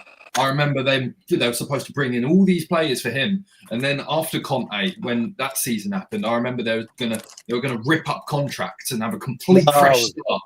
Never happens ever. So we stay I up, agree. nothing's going to change next season, then, really, is it? And if There's we go nothing- down, nothing will change either, because the incompetence we've seen in the Premier League, that will just be channeled, translated down into the That- Championship. This here as well. Look at the fullback since Rose and Walker. Oh, Yep. yeah. Walker's about the best right back I've ever seen at Spurs over my years. Yep. Supporting Spurs. Yeah. Walker, I mean- purple back. I used to love Chrissy Houghton. Chris Yeah. Hughton, good left back. Yeah, I think he's I one of used my to love all-time Chrissy favourite left Houghton. He back. was good. Stephen Carr was not Yeah. bad. Right. Yeah, He was I a love right Stephen back. I love Carr. Stephen Yeah. Carr. My Yeah. Lord. Stephen Lord. Carr, my lord. Stephen Yeah. Carr. Stephen Carr, Let's my keep lord. I'll tell you what. I'll Yeah. tell you what, Mark. Yeah. There's someone a centre back that hasn't been mentioned. Yeah, actually, it's a comment that's further down. But I'm going to say the name. You'll get to it. It don't matter. No, From come on, Sully, mate. yeah, Richard Goff. He was Who only there for remembers one. He was there for Richard one Goff? season. One season he was at Spurs. One season. He went back to What a Scotland. player he was, Richard Oh, he Goff. was Personally- great. Superb. Personally, I'd prefer his partner. Oh yeah, you know. Obviously, he's my hero. Who was that? Gary Mabbott. Yeah, he's my hero. Gary Mabbott. He was I a very met- good I met player him, as well. yeah, I met Very him. versatile player, I Mabbott. met him twice. He was a very good player. I was in 1991 when I was 20. I was diagnosed with type 1 diabetes. Diabetes, that's what he's got. Yeah, Yes, I know exactly. I've met him twice. Okay. He is my hero. he's a There you nice go. lad as well. Very nice Oh, chap. brilliant. Yeah, he was a good absolutely brilliant. He is my ultimate hero. Because Anyway, here's a question for you. Little change of topic, right? So obviously we've got a group of people on this panel here, if you want to call it a panel, a group of people that are ranging in different ages. So the answer may be different, but I'm sure you would have seen videos of the person and people that I'm going to talk about. So we've been talking for the last, 20 minutes, half an hour about Harry Kane and what he's done for Spurs and how wonderful he was and blah, blah, blah, blah, blah, right? Which is fine. Great. Right? But if you had to pick one, would it be Harry Kane or would it be Glenn Hoddle? Harry Kane. Harry Kane. I'd say Harry Kane. I know how good Glenn Hoddle was, but I think Harry Kane can do what Glenn Hoddle does. Now, bear in mind, you think about your answers carefully, and the reason I say that is because there was only one king of White Hart Lane. Yeah, Hoddle. Yeah, I get that. Right. So when I say that, yeah, I know what you're going to say, but Kane did, but Kane did, but Kane did. I know they're two different positions as well. Yeah. But I'm talking about as much as fans of today and the last few years have like been so lucky to see Harry Kane, because we nearly didn't. Let's be fair. Right. And this kid's come through the ranks and done the business for Spurs. And I don't think he could have done any more, unless, like you said, Danny, there were a lot better players around him. Yeah. Right. But, right, I grew up in the Glenn Hoddle years. Yeah. I know Mark did. Yeah, I followed him also in the 80s. I know you followed him as well. Like, obviously, you was about. So it's a difficult question. Yeah. It is a difficult question. Yeah. I'm talking about, these two players. One was lauded and always has been the king of White Hart Lane. Right? So when I say that to you, does it make a difference in the choice of person that you're picking? That's all I'm saying. I'm not asking you to change. It's hard. I'm saying, does it make a difference? Not Are we really, talking? Sorry, you go on, Dan. You go on. Dan. You go for it. Go for it. I was just going to ask, basically, are we talking about Kane as we see him now, or are we talking about Kane when he was in a Spurs shirt, basically? We're talking about career. Just career. We're talking about career, because when Glenn left and went to Monaco, he was still a wonderful player. Yeah. And he won trophies. Hoddle won trophies. Kane didn't, did he? That's the only thing I can think of. Hoddle won trophies at Spurs. Hoddle won trophies. Kane never won anything at Tottenham, but Hoddle won a few. Yeah, well, put it this way, right? I'll start. Right, Mia. I'll start. Glenn Hoddle is the greatest player I've ever seen play for Tottenham. Without a shadow of a doubt. Oh, here we go. Here we go. Go on, Sheriff. He is. He is the king of White Hart Lane for a reason. And he's even the more than greatest I've Gaza. ever seen. Eh? Even more than Gaza. He's better than Gaza. I've said that. I've said that to Brian Daigle. He's better than Gaza. I agree. In terms of his ability, I think Gaza was an unbelievable flair player. Like Gaza was unbelievable. Yes, Hoddle could manipulate a ball like anything. Yeah. There's a reason that Hoddle is the king of White Hart Lane. He's the best player I've ever seen play for Tottenham by a long way. Oh, by a long way. By a long, long way. That's a statement, Mark. You never saw Jimmy Greaves then? No, I'm not that old. Yeah, I think you changed your mind if you saw Jimmy Greaves. Yeah. Hello, Mia, by the way. Hello, Mia. Good evening. Good evening to you. Hope you're well. Join the conversation, Mia. Have you been listening? I have been listening, and I will say it's got to be Hoddle, because he won stuff for Tottenham, and Kane had the opportunity to win things at Tottenham and he didn't. He was in finals. People can't deny that when he comes to those sort of situations, Kane never turned up for us. And I know that's going to throw a cat amongst the pigeons, because people obviously Mia, you can't say that. They get very protective over Mr. Kane. But, you're right, Mia. I can get your point of view. You're right on that one. I think, Joe, what with Spurs fans, what I find a lot of is that we do wear rose-tinted spectacles or a lot of things to do with Tottenham. Like, I can detach myself from a player. Like, I don't get that attached to players in a way. Yep. So I can see it maybe a bit differently. And when everybody was saying about Kane going, I was like, if he really wants to leave, I don't want him here. Like, I'm not going to beg him to stay, because he wanted to leave so much that I was always on the boat of, listen, he really wants to leave. He's got his mind set on leaving. He wants to win trophies and he wants to leave. He couldn't do it with Tottenham, so he wants to leave. So I was never attached to him like that, if that makes sense. So sometimes I think people forget how good some of our previous players were, who actually did win us stuff, who stepped up in those situations and won us something.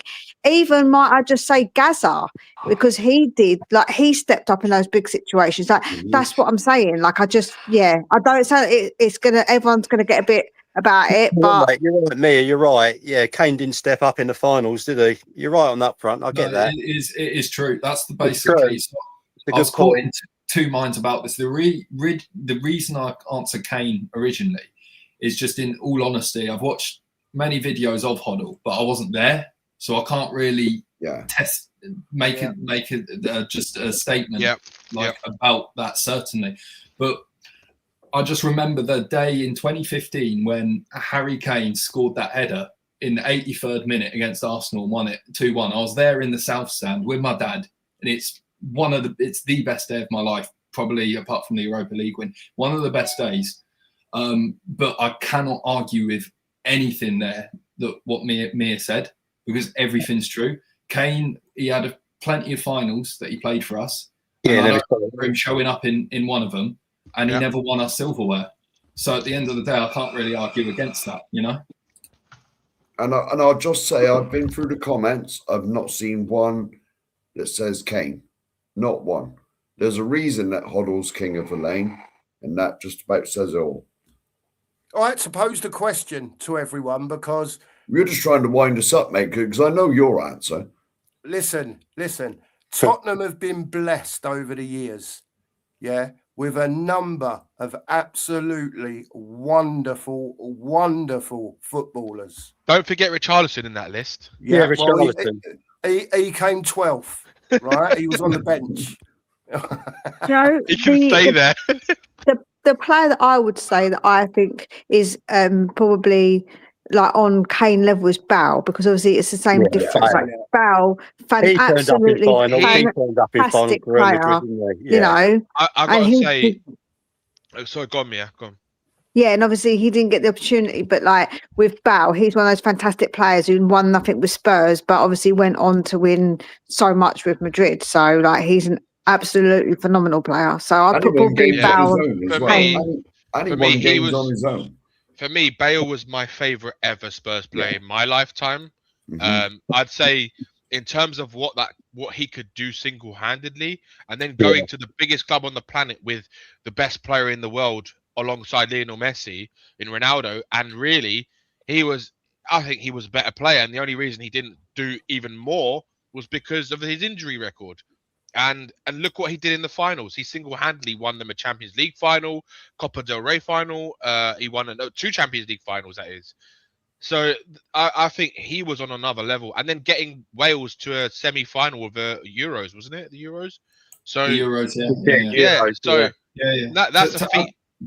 Exactly. To add on to what you've just said there, Danny, when you said he's your favourite player at Spurs, I'll add it on and say he's just my favourite player in football that I've ever seen, Gareth Bale.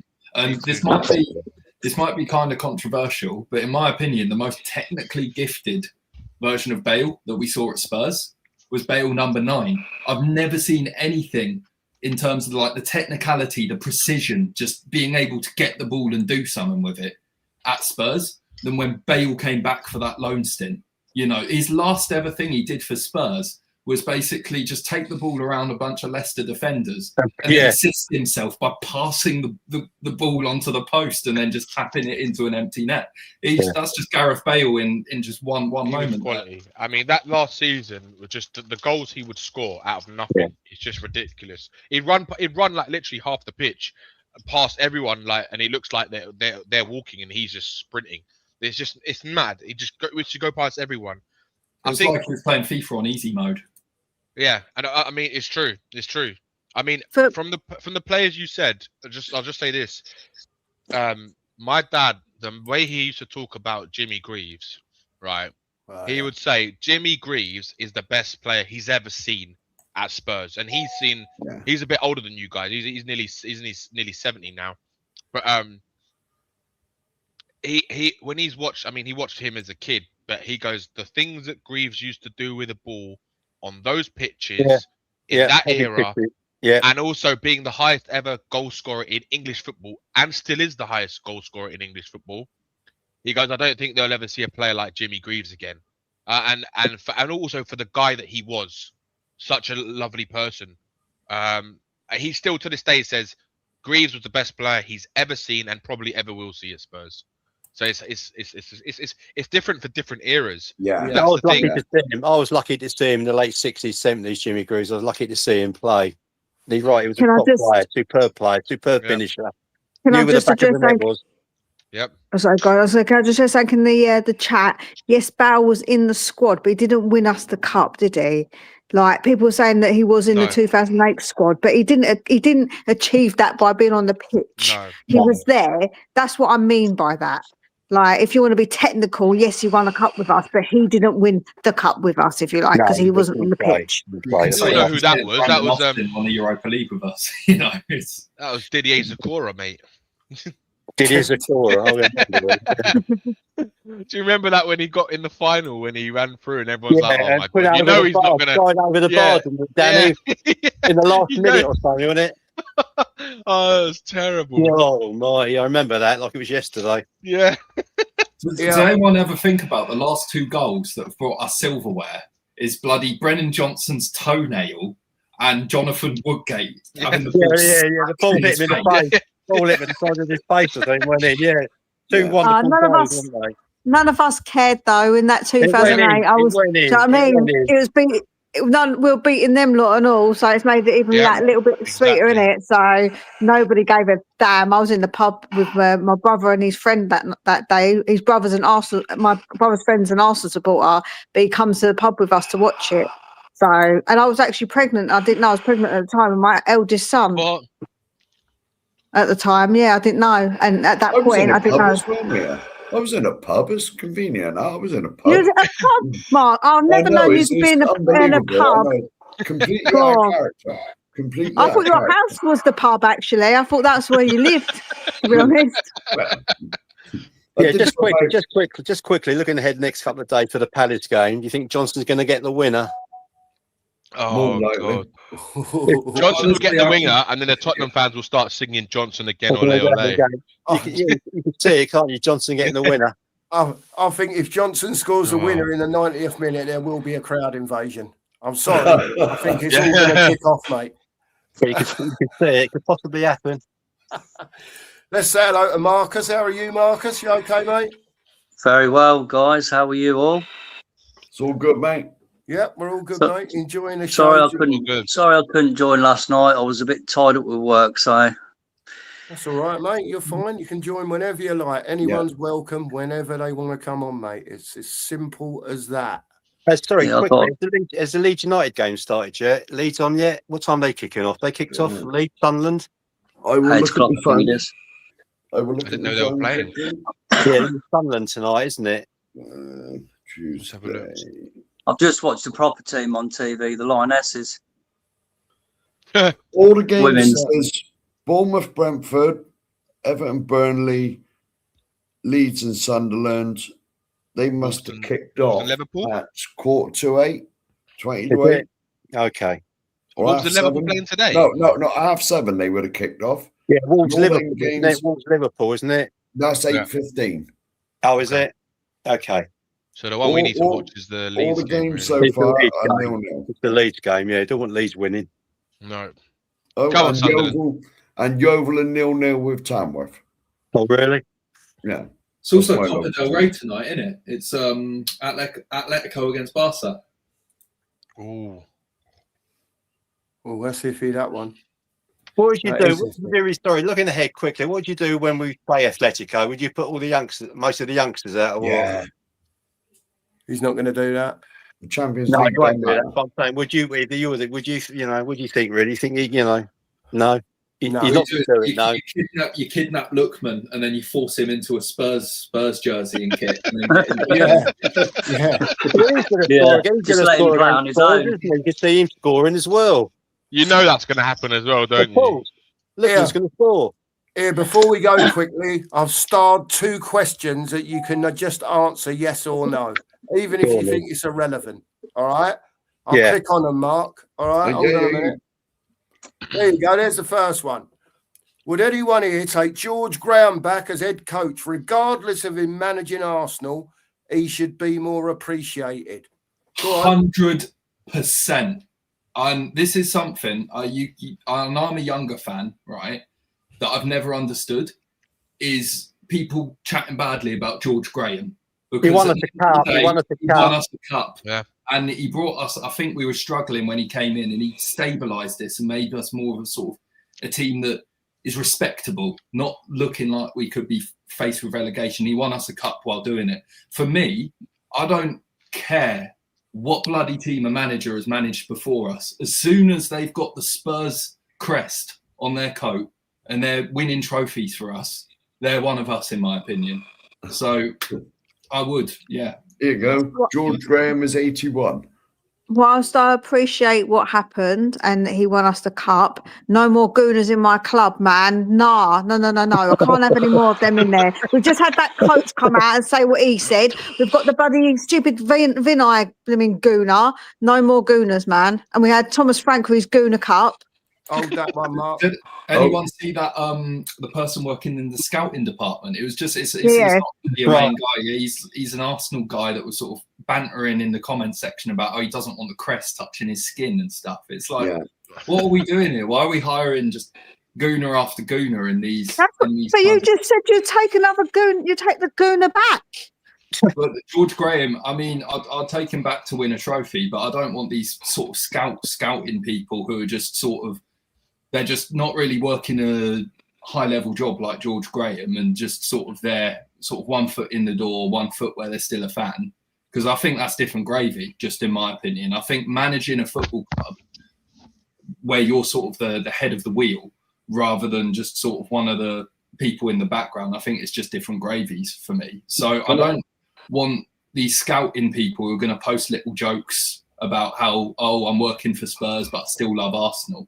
Because when George Graham did come in for Spurs, I read some of his quotes. He was just basically fully committed to Spurs. He was saying that he wants to do things for us.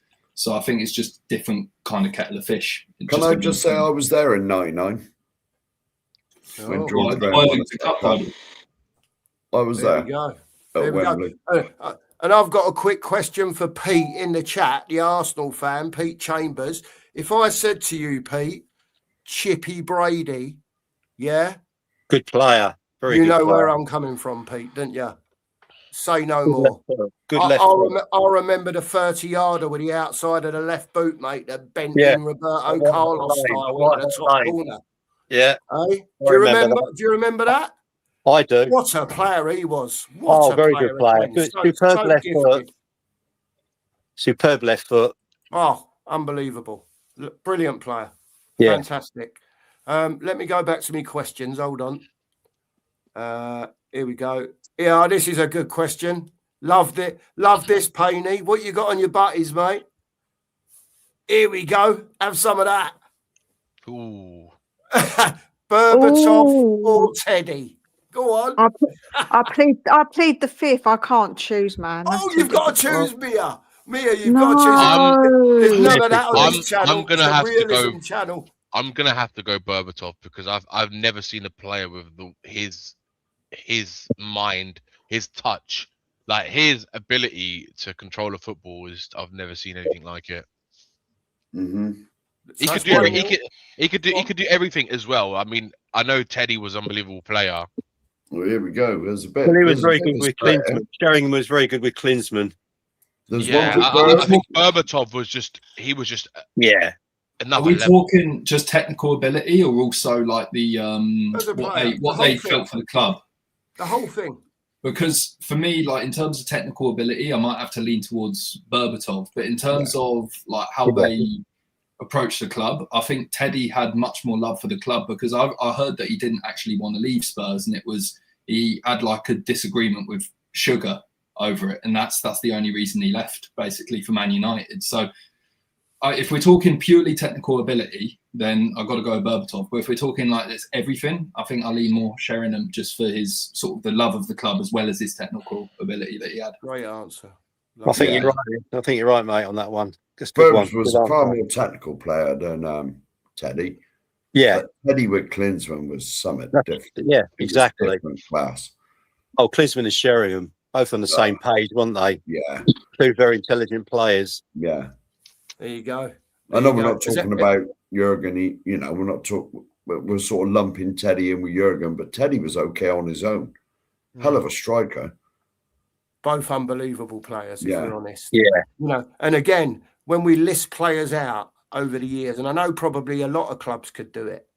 Do you know what I mean? But the amount of times that we have had gifted players in our squad, and whether we realised it or not, with just another 3 or 4, they could have been something else.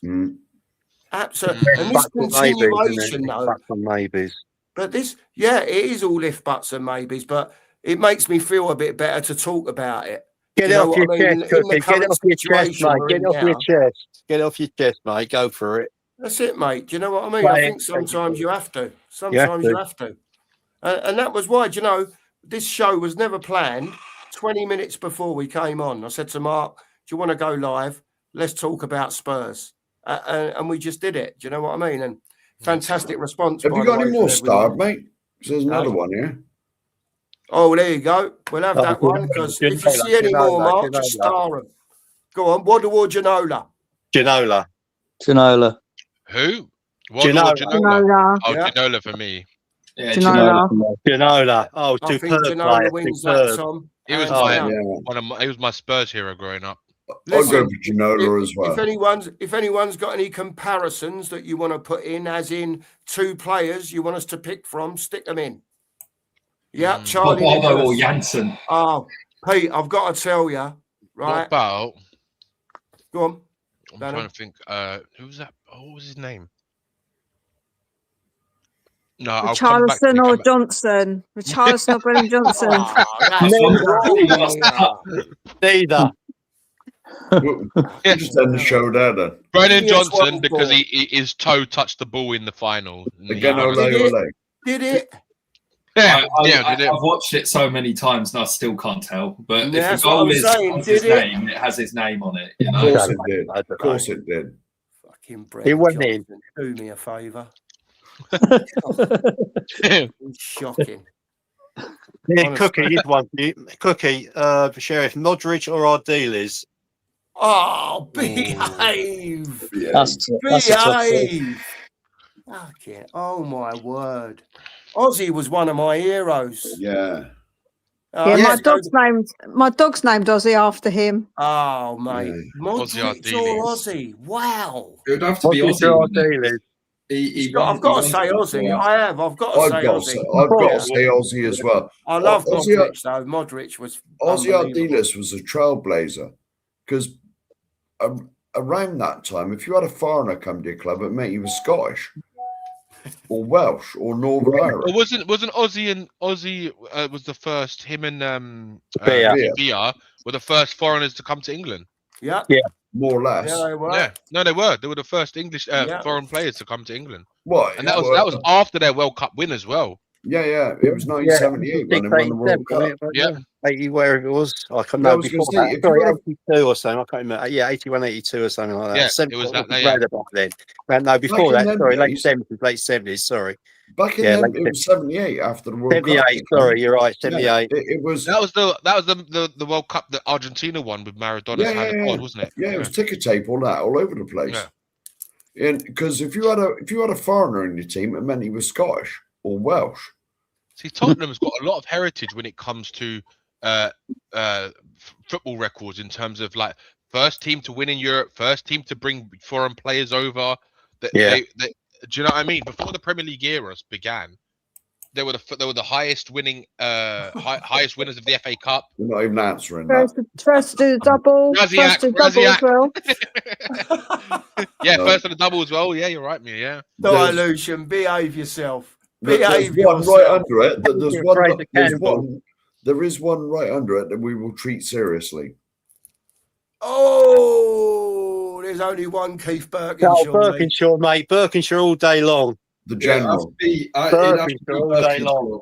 I'm sorry, R.I.P. Mr. Venables, but it's the general. Listen. After Bill Nicholson, Birkinshaw. Yeah. Terry. For me, it's Birkinshaw. Sorry, no. It's Nicholson, Birkinshaw, then Venables. That's me. Yeah, that's right. You can't say Pochettino. You can't say Pochettino because you never won us anything. No. Yeah, people won't like who my fourth choice is. Yeah. I'll put Graham for fourth choice just for winning us that. No. Not Ange. I'll put Ange It'd be the fifth choice. before Graham, man. I can't have that goon before Ange. No way. I'd put Ange purely because it's a European Cup and also because There you go.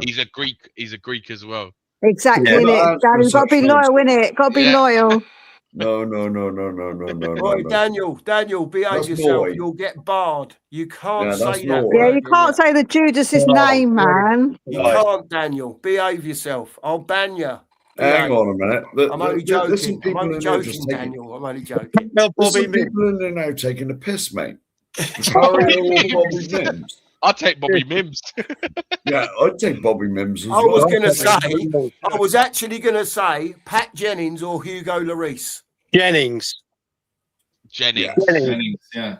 Jennings, yeah. Bobby that's true. Jennings. Big Pat. That's 'cause of the Hey, what size of about his if you're doing hands. Vicario or Ian Walker? Sorry? Vicario or Ian Walker? Ian Walker. Vicario or Aurelio Gomez. Oh, Gomez. Gomez. The octopus. Paul Allen or Lennon? Right. I've got one more question here. I'm sure there'll be more coming in after this one anyway. This is a great question and coming back to the current day. This one's coming back to the current day. There we go.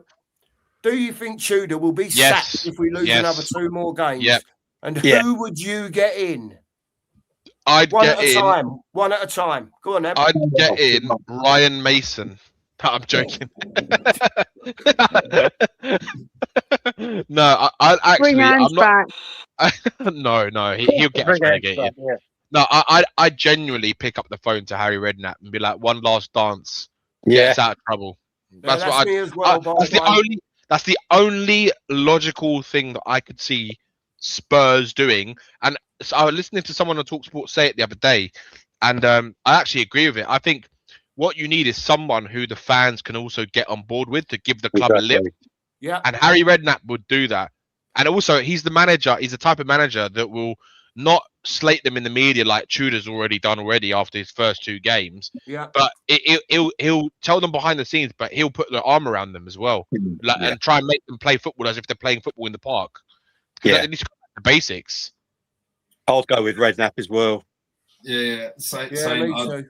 They should have got him before Tudor. Should have got Redknapp before Tudor. Yep. Yeah. Harry Redknapp at 78, whatever he is, he only lives down the road from me. I'll knock on his door tomorrow.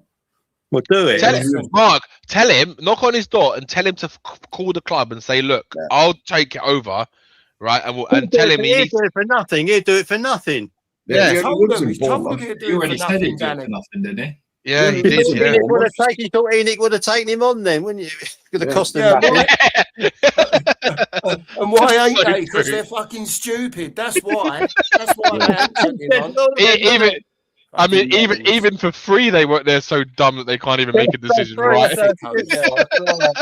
No, Finn, Clueless.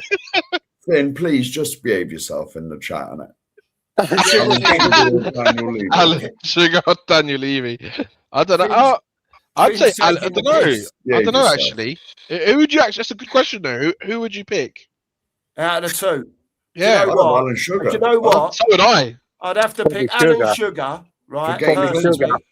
Just because he signed Klinsmann. Yeah. Oh, brilliant! That was the last world-class player we signed. Oh, Van der Vaart as well. Yeah, I mean Van der Vaart wasn't world-class. He was a top player. Klinsmann was brilliant. One of the best players in the team. Yeah, Klinsmann was world-class. Oh, world-class player. Van der Vaart, as I've said many times. Oh, he was a very good player. He was a superb player for Tottenham. And you got to remember, Real Madrid want a shot of him as well. Yep. Done us a favour by us getting him. Yeah. So is the question actually about Alan Sugar or Daniel Levy? I think they both got us 2 trophies, didn't they? Each. What were the trophies we won under Sugar? What were the trophies we won under Levy? I think we won a League Cup and an FA Cup under Sugar. I believe. Was it an FA Cup? I thought it was. George Graham won 91. Yeah, 91 the FA Cup. That was Terry Venables as manager. Yeah. And then under Levy, it's a League Cup and a Europa. So at the end, it's what you value more. Do you value Europa or do you value an FA Cup? FA Cup. But the FA Cup in the time, many moons ago, was very big. Not so much now. It's a Yeah, shame. well, It's a wondering. shame. It's a shame, Yeah. mate, because the lads have said in the back ball many years ago, the FA Cup was the one trophy that everyone wanted to win because it is and still is the oldest football trophy there is. There isn't any trophy that's older than the FA Cup. I don't It's the get first. excited watching. I don't get excited watching the FA Cup anymore, not like I used to. Yeah, they've changed it. It's They've now changed it, haven't they? Yep. The way I'm thinking is that the prize for winning the FA Cup is entering the Europa League, right? So for me, in my head, just based off of that, I mean, of course, what you're saying is true. The fact that it's the oldest trophy in English football, but the prize for winning it is getting into the Europa League. Yeah. Does that not sort of say that the Europa League is a bigger trophy now? No, Europa League nowadays is definitely a bigger trophy because of what you get from it. Like 100%. It never was before, yeah. Like nowadays, you'd rather win the Europa League purely because of what you get from it, Champions League football and this kind of stuff. Yeah. Yeah, exactly. Yeah, that's fair. It's fair play that. Come on in, Sheriff. I've just got to jump in here quickly and say, if you haven't hit the like button, please do, because I haven't asked all night. I don't think, maybe once earlier in the show. Smash that like, people. Smash that like button and hit that subscribe button. Come on, we're on the way to 1,000. I know there's not many in here tonight, but it don't matter. Just hit it anyway if you haven't. We appreciate it. Come on, Sheriff. Lee Payne's done you like a kipper here. Yeah, I've got I've to been say, done like a kipper. right? And he says, Mabbott or Perriman? Come on, Sheriff. Come on, Sheriff. Tell us. No, Stevie P is obviously my captain. Yeah. When I was growing up. Who's captain. Mr. Tottenham for you? Mr. Perryman or Mr. Mabbott? Mr. Tottenham, out of the two of them, is definitely Stevie P. Definitely. I cannot not say that Steve Perryman isn't, because he's the record appearance maker. Yeah. Mabbott's second, mine. Mabs is second in appearances. But for me, it's got to be Gary. It's got to be Mabs for what he's done for me.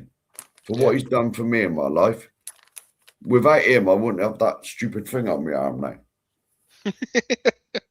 You know, tells me levels and all that. Because he petitioned the government to get them widely available. Although I wouldn't have had one if it weren't for him. And just because he's my hero, it's got to be Mabs. Yeah. But Stevie P is Mr. Tottenham. He's my captain when I was growing up. Always was captain. He made his debut at 16 or 17, didn't he, Sheriff? He 16 did. or 17. He did. Perriman. Yeah. I think he started off at midfield, didn't he? Started off at midfield and then back at right back. Yeah, I can't remember. Was he a one-club man? Yeah. Yeah, he did. Yeah. And he said, because he ain't done one for a while, but he had a YouTube channel. He used to do like podcasts and that. Yeah, with Keith Birkinshaw. With Keith Birkinshaw. No. He had a few guests. Together, didn't they? Yeah. He did do one with Keith, but he did them with some of his friends, I think. But he always said his job, when he went back in the defence, his job was to win the ball and give it to Glenn. That's right. That's his job. That's Just right. give it to Glenn. Let Glenn sort it out. And he did. And he did. But it's Mabs. Mabs is my hero. He always has been. Oh, and further down, just to add to that, I'll click on it. Mate. Payne is coming again. Roberts or Mabbott? No, obviously we bought Roberts from Weymouth. That's literally down the road from me. And there was still up there. Do I live in Bournemouth? 30,000 or something. 30,000. Yeah, and there was one up a bit further that we've gone past now. Mark, you in Bournemouth? No, mate. I'm in Yeovil, mate. It's about an hour away. I've moved up north now. I was an Enfield boy for years, Pete, but I'm up north now. Roberts or Mabs. You can put whoever you like in there. It's going to be Mabs. You could put Hoddle and Mabs in there. Hoddle it's Mabs all the time, just for what he's done for me personally. That's only a personal thing. Yeah. Fair play. Are there any more in there, Mark? I can't see if we've got any more comparisons. Here we Any go. more comparisons? Anyone got any more comparisons they want to throw? Herman lived the roof. I Yeah, don't know. Ericsson or Van der Vaart? no, Mark. Hang Oh, on. that's a good one. Hang on. Mark, just hang on a minute. Do you want to That's a say good what one, you that did in Steve Perman's yard? Yeah, Stevie P. He had his lockup. He had a lockup in where my dad worked. He worked for a fruit and veg place, and Really? he had a lockup in there. And we used to knock about as kids playing football with him in the yard. He'd come out, and the fellow who owned the yard, his kids were a bit older than me. He had three boys, and we'd be up the yard, and all of a sudden Stevie P would turn up to get something out of his locker, and a big old box out of his locker, and it just get a ball out, start knocking a ball about with him in the yard. Unbelievable. Lovely bloke. Really, really lovely bloke. Lovely fella. There you go. Yeah. What about Yeah. Ng and Nkudu? Oh, no. No, Don't That's the even worst go there. signings we've ever made. neither. Neither of them. Neither of them. Oh, No, God. seriously, Christian Eriksen or Raphael van der Vaart? What are people thinking? Because I've That's a got Van good- der Vaart. Van der Vaart for me, I think. Yeah, I preferred Van der Vaart. Yeah, he Van was der only Vaart. year. Was he only a year, or was it 2 years? He was wasn't here long. I know he wasn't through, long. He wasn't long. 11, Van der Vaart. it was 10-11 and then 11-12, and then he played one game 12-13 under AVB and then left for it was Bremen, wasn't it? Werder Bremen. Yeah, went back. So. Went to Germany, I think. Yeah. And he's quick- always said to this day it's the biggest regret he made. Was Yeah, leaving look quick Spurs fun early. fact. I share my birthday with AVB. Oh, there you go. And just let Pete know I was Waltham Cross Street, Old Brook Estate. If you know the Old Brook Estate between Waltham Cross and Waltham Abbey, that's where I was brought up and lived all my life till I was, 26. There I you actually go. share my birthday with Rory Allen as well. His birthday's the same day. Do you? Interesting. Yeah, and Eminem as well. But you know, Get that one in The there. real Slim Shady. Best Tottenham team in your lifetime was 81. The whole team. Ooh. 81, 82, yeah. Actually, Tom, didn't you come on and do your lifetime 11? I'm He sure did, you- yeah. I'm Yeah. sure he was one of them. I'm going 84. UEFA Cup winning team. Even No, though we I'm had going players out 81, injured and 81, going suspended. 81, 82, I think, with me. Yeah, Yeah, Any- 81, 82, with Archibald and Crooks, Hoddle and all that. because I'm not going to slip that slip them teams in that you've already mentioned. I will say the 2016-17 team with Poch as the manager that Yeah, should have won something but didn't. We didn't. For me, it's either a choice of that one, Sheriff, or Probably, or 81, 11-12 under Harry Redknapp's 11-12 team. It's either Really? that or Yeah. 16-17. Yeah. yeah, I'd say Hey. Harry's team. I think Harry Redknapp's team. Yeah. Tell Pete he's got to leave off, right? You'll get to his comment next one down, right? Yeah. Pete, I Well, the used next to one be on the there top. in all the school holidays and everything. Brookfield Lane. Yeah, I used to sit there, watch Glenn Hoddle, Ozzy Ardiles, even back as far as Oh, here we watching lumps like Jerry Armstrong. Who remembers Jerry Armstrong? The Yeah, I Northern do. Ireland striker who played up front for Spurs. I went to get his autograph. He'd had such a bad training session, he totally ignored me. I was gutted. I was gutted. Now, I'm not kidding you, chaps and chapesses, right? I'm not kidding you. And I sent this text to someone earlier that was asking me, from the age of 8, every single school holiday, whether it was the 6-week holiday, whatever it was, yeah, because there was always players training, yeah, I was up there, up at the training ground at Brookfield Lane. Yeah, there weren't none of this shit with security, won't let you in the gate and all that. Yeah, they got to know your face. They knew if you behaved yourself or not, and they'd let you sit on the mound and watch them. And that's what I did in all my school holidays until I was about 14. Unbelievable, mate. Honestly, some of the stuff you see, yeah, that you don't see on a football pitch that these fellas can do with a football is unbelievable. Where was that? Over at Absolutely Chesham. You said the unbelievable. training ground was over at Chesham, wasn't it? Yeah, Chesham, Brookfield Lane. Yeah. Yeah, Chesham, It's a yeah. housing estate now. Yeah. Yeah. Yeah. And then they went over to Mill Hill, I think, also not too far from where I live. For a little while, maybe. They're down at Thingy now, Enfield, what do you call it, aren't they? Yeah, that's it. Yeah, but I remember Cheshunt. Yeah, I think I went there once. There you go. See, I bet. There you go. As another question just for you, mate. Did you have your? Yeah, I did. Fuck me. Yeah, I did, Pete. Get in there. Oh my word. My local was the Brit, Pete, in Oldbrook. Yeah. And I used to play football on a Sunday morning for the Britannia, if you remember them.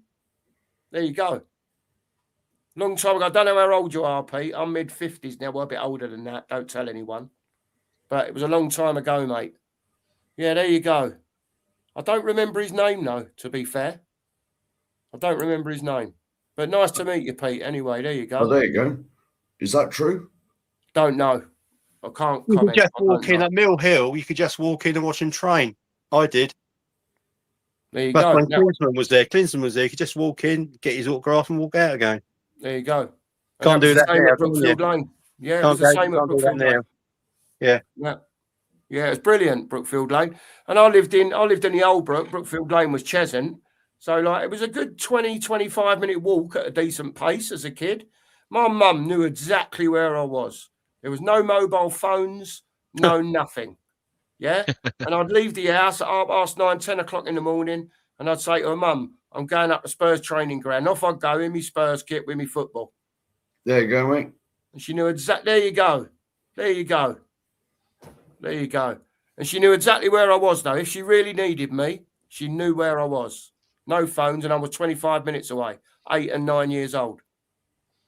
There you go. Trust, innit, at the end of the day. Yeah. Yeah. He's been here, Beetle. Yeah, you're right. The Yeah, he thing did. is about Yeah, he did, Tom. the thing about Yeah. trust is now it's Some not of the it's memories. not it's not that I don't trust the children, it's I don't trust the people around my children Exactly. That's That's right. the because that's the problem. issue. And it ain't even worrying about trusting, letting your children out now. You've got to be careful yourself, Mia, where you go now, to be Yeah. Oh yeah, honest, as an adult. no, it's true. Even as an adult, obviously being that I'm only small as well, when I go to games and Yep. stuff, I'm always very aware. I always, when I walk home, carry my key in my hand, so if anyone comes to attack me, I can just stab them with it. There you go. Listen. I Mate, you gotta love be it. careful. Yeah. No, I love Yeah. it. I love it. My missus is exactly the same. My missus is a 5 foot dot, right? And she do love to go out on her own. Do you know what I mean? Like if she goes for a drink or whatever, because I don't really drink, so she might go out with a mate or meet her mum or whatever. Yeah. And I just say to her, just make sure whatever you have to drink, yeah. Number one, don't leave your glass, obviously. No. And number two, Yep. wherever you're walking, have your wits about you at Yep. all times. Yeah, And you've she's got to. exactly the same as you, Mia. She's got a little something in her handbag that she can get hold of quite quickly. Yeah. And as long as she's not shocked by someone as such, she's got time to get in her handbag, just like you. You know, You've and got you've to. got to be careful. You've got to be careful. There's another comment for you here, mate. What's that? If you Pete? know this. Berry Green. Berry Green. Do you know, Pete? Do you know Tony Jones by any chance? Just asking. He was my manager. He was my manager at Eleanor Cross. I played for Eleanor Cross, and I was talking to someone the other day because I used to play against Lee Judges, right? Who's an Arsenal fan, got his own channel, yeah. And I used to play for him against him for Eleanor Cross against Pengelly because Lee Judges played for Pengelly, yeah. I was just talking about it the other day to someone, and Danny, I think it was actually, and Danny's passed my number on to him. I haven't heard anything yet, but Joe, the best thing about that is if you see expressions, his version of doing Lee Judges is perfect. He's so funny when he does impression of Lee Judges. there you go. Fantastic. There you go. Listen, I haven't seen Lee since I was about 24, 25, you know, and I'm double that and a bit more now. So it's a good 30 years since I've seen him, you know, but good luck to him. He seems like he's all right and doing all right. Fair play to him. Do you Fair know play this to him. place as well, mate? They're all coming up from around your neck of the wood. Lavis Restaurant. Oh, I don't know where that is. That don't ring a bell, Dominic.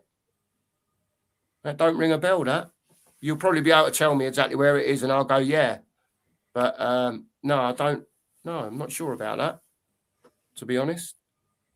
I have a question for the panel. Basically. Go ahead, Andy. Go ahead. If we do stay up, which games do you all see us getting points out of, wins? Any home game. Yeah, that's what I'm thinking too. But at the same time, we're worse at home, or at least we were worse at home than we Well, were away. It doesn't matter now. Well, we've got Chelsea away. We get nothing there. We never do. We've got Liverpool away. We never win there. We've got to play Wolves away yet. Wolves away's cursed for us as well. Even back in the Wolves have got the hoodoo sign over us the last few years, haven't they? Even though they're down, they're still going to give it a good one, aren't they, against us Wolves at their place? Sunderland away. That's also a very difficult game. Villa away. We have to get some points at home. We ain't got it easy. I'll tell you that. I know Forest and West Ham have got some hard games, but with our form at the moment, you know, I'm not to the extreme that Andy's at with 2 points. But you know what? The way we're going, he ain't going to be far off, because I still think we need at least 9. I agree. 9 points, unless we somehow draw like our remaining 9 games. Yeah. Basically. You know, is it 10 games or 9 games? I don't even know. 10 left. 10 left. Well, Fulham are playing West Ham tomorrow, aren't they? Fulham West Ham tomorrow. Yeah. Man City, not Forest tomorrow. By Thursday, we know what they've done. West Ham will put in a better performance against. Fulham. They will do at Fulham. Yeah, they could at least get a point there at Fulham. Yeah, Chris, I have got it, but I don't know how to bring that stuff up. What I'll do is I'll text it to Mark, right, because he knows how to get it from WhatsApp to our screen to do what he's got to do to bring it up. No, I don't. But I will send it to him. and I did see it. Chris sent me a text yesterday of all the teams that we've got left to play. Yeah. And the results when we played them last season in the opposing fixtures. And we've got 1 win and 9 losses. Oh, lovely. We're down then, aren't we? I'm looking forward to going to Bristol City. Fixtures, that's where we are. All I got to say is I'm looking forward to going to Bristol City. That's only up the road. There you go. Listen, on that note, I think we'll wind it up there. Listen, we're going to be back in the morning with a breakfast brunch. Yeah, 9:30 usual time. I just want to say thanks to everyone. Pengelly Close. I know where that is. Right. Big up, Pete. I just want to say thanks to everyone that's been on tonight. Everyone. Yeah, I don't need to mention your names because you know who I mean. And big up to everyone in the chat. Listen, make sure you get over to Mia and subscribe to who else was on earlier. Mark? Nige, get over to Nige at Pure Boys. Give him a sub. Definitely, you're starting your channel, Andy, and you're starting a channel soon. Yeah, exactly. Oh, my channel's already started. It's just a bit inconsistent with the videos, but yeah, I'm going to start trying to get more consistent. So, get over to Andy, give him a sub, give him a leg up, get him going. Yeah, obviously. Smash the likes here as well before on your way out. Yeah, and hit the sub button. Back in the morning, 9:30, and then we'll go from there. We'll see how tomorrow goes. We'll see if we're back on tomorrow night. And Mark wants to say, before we finish, you are now all going over to Savas. There you go. Because I sneakily got YouTube up and did a redirect. And before we go, a big thanks to Sava for the super chat. Really appreciate that. Big up to everyone who's been in. Yeah, get over to Sava. Enjoy your evening. 2 marks raid and all that. Tomorrow. 2 marks raid. Yeah, 2 marks raid. We'll see you tomorrow. 9:30. Big up everyone. Big up everyone. And as always, as come they on, say, Spurs. Come on, Spurs. Come on, you, Rich Arlison.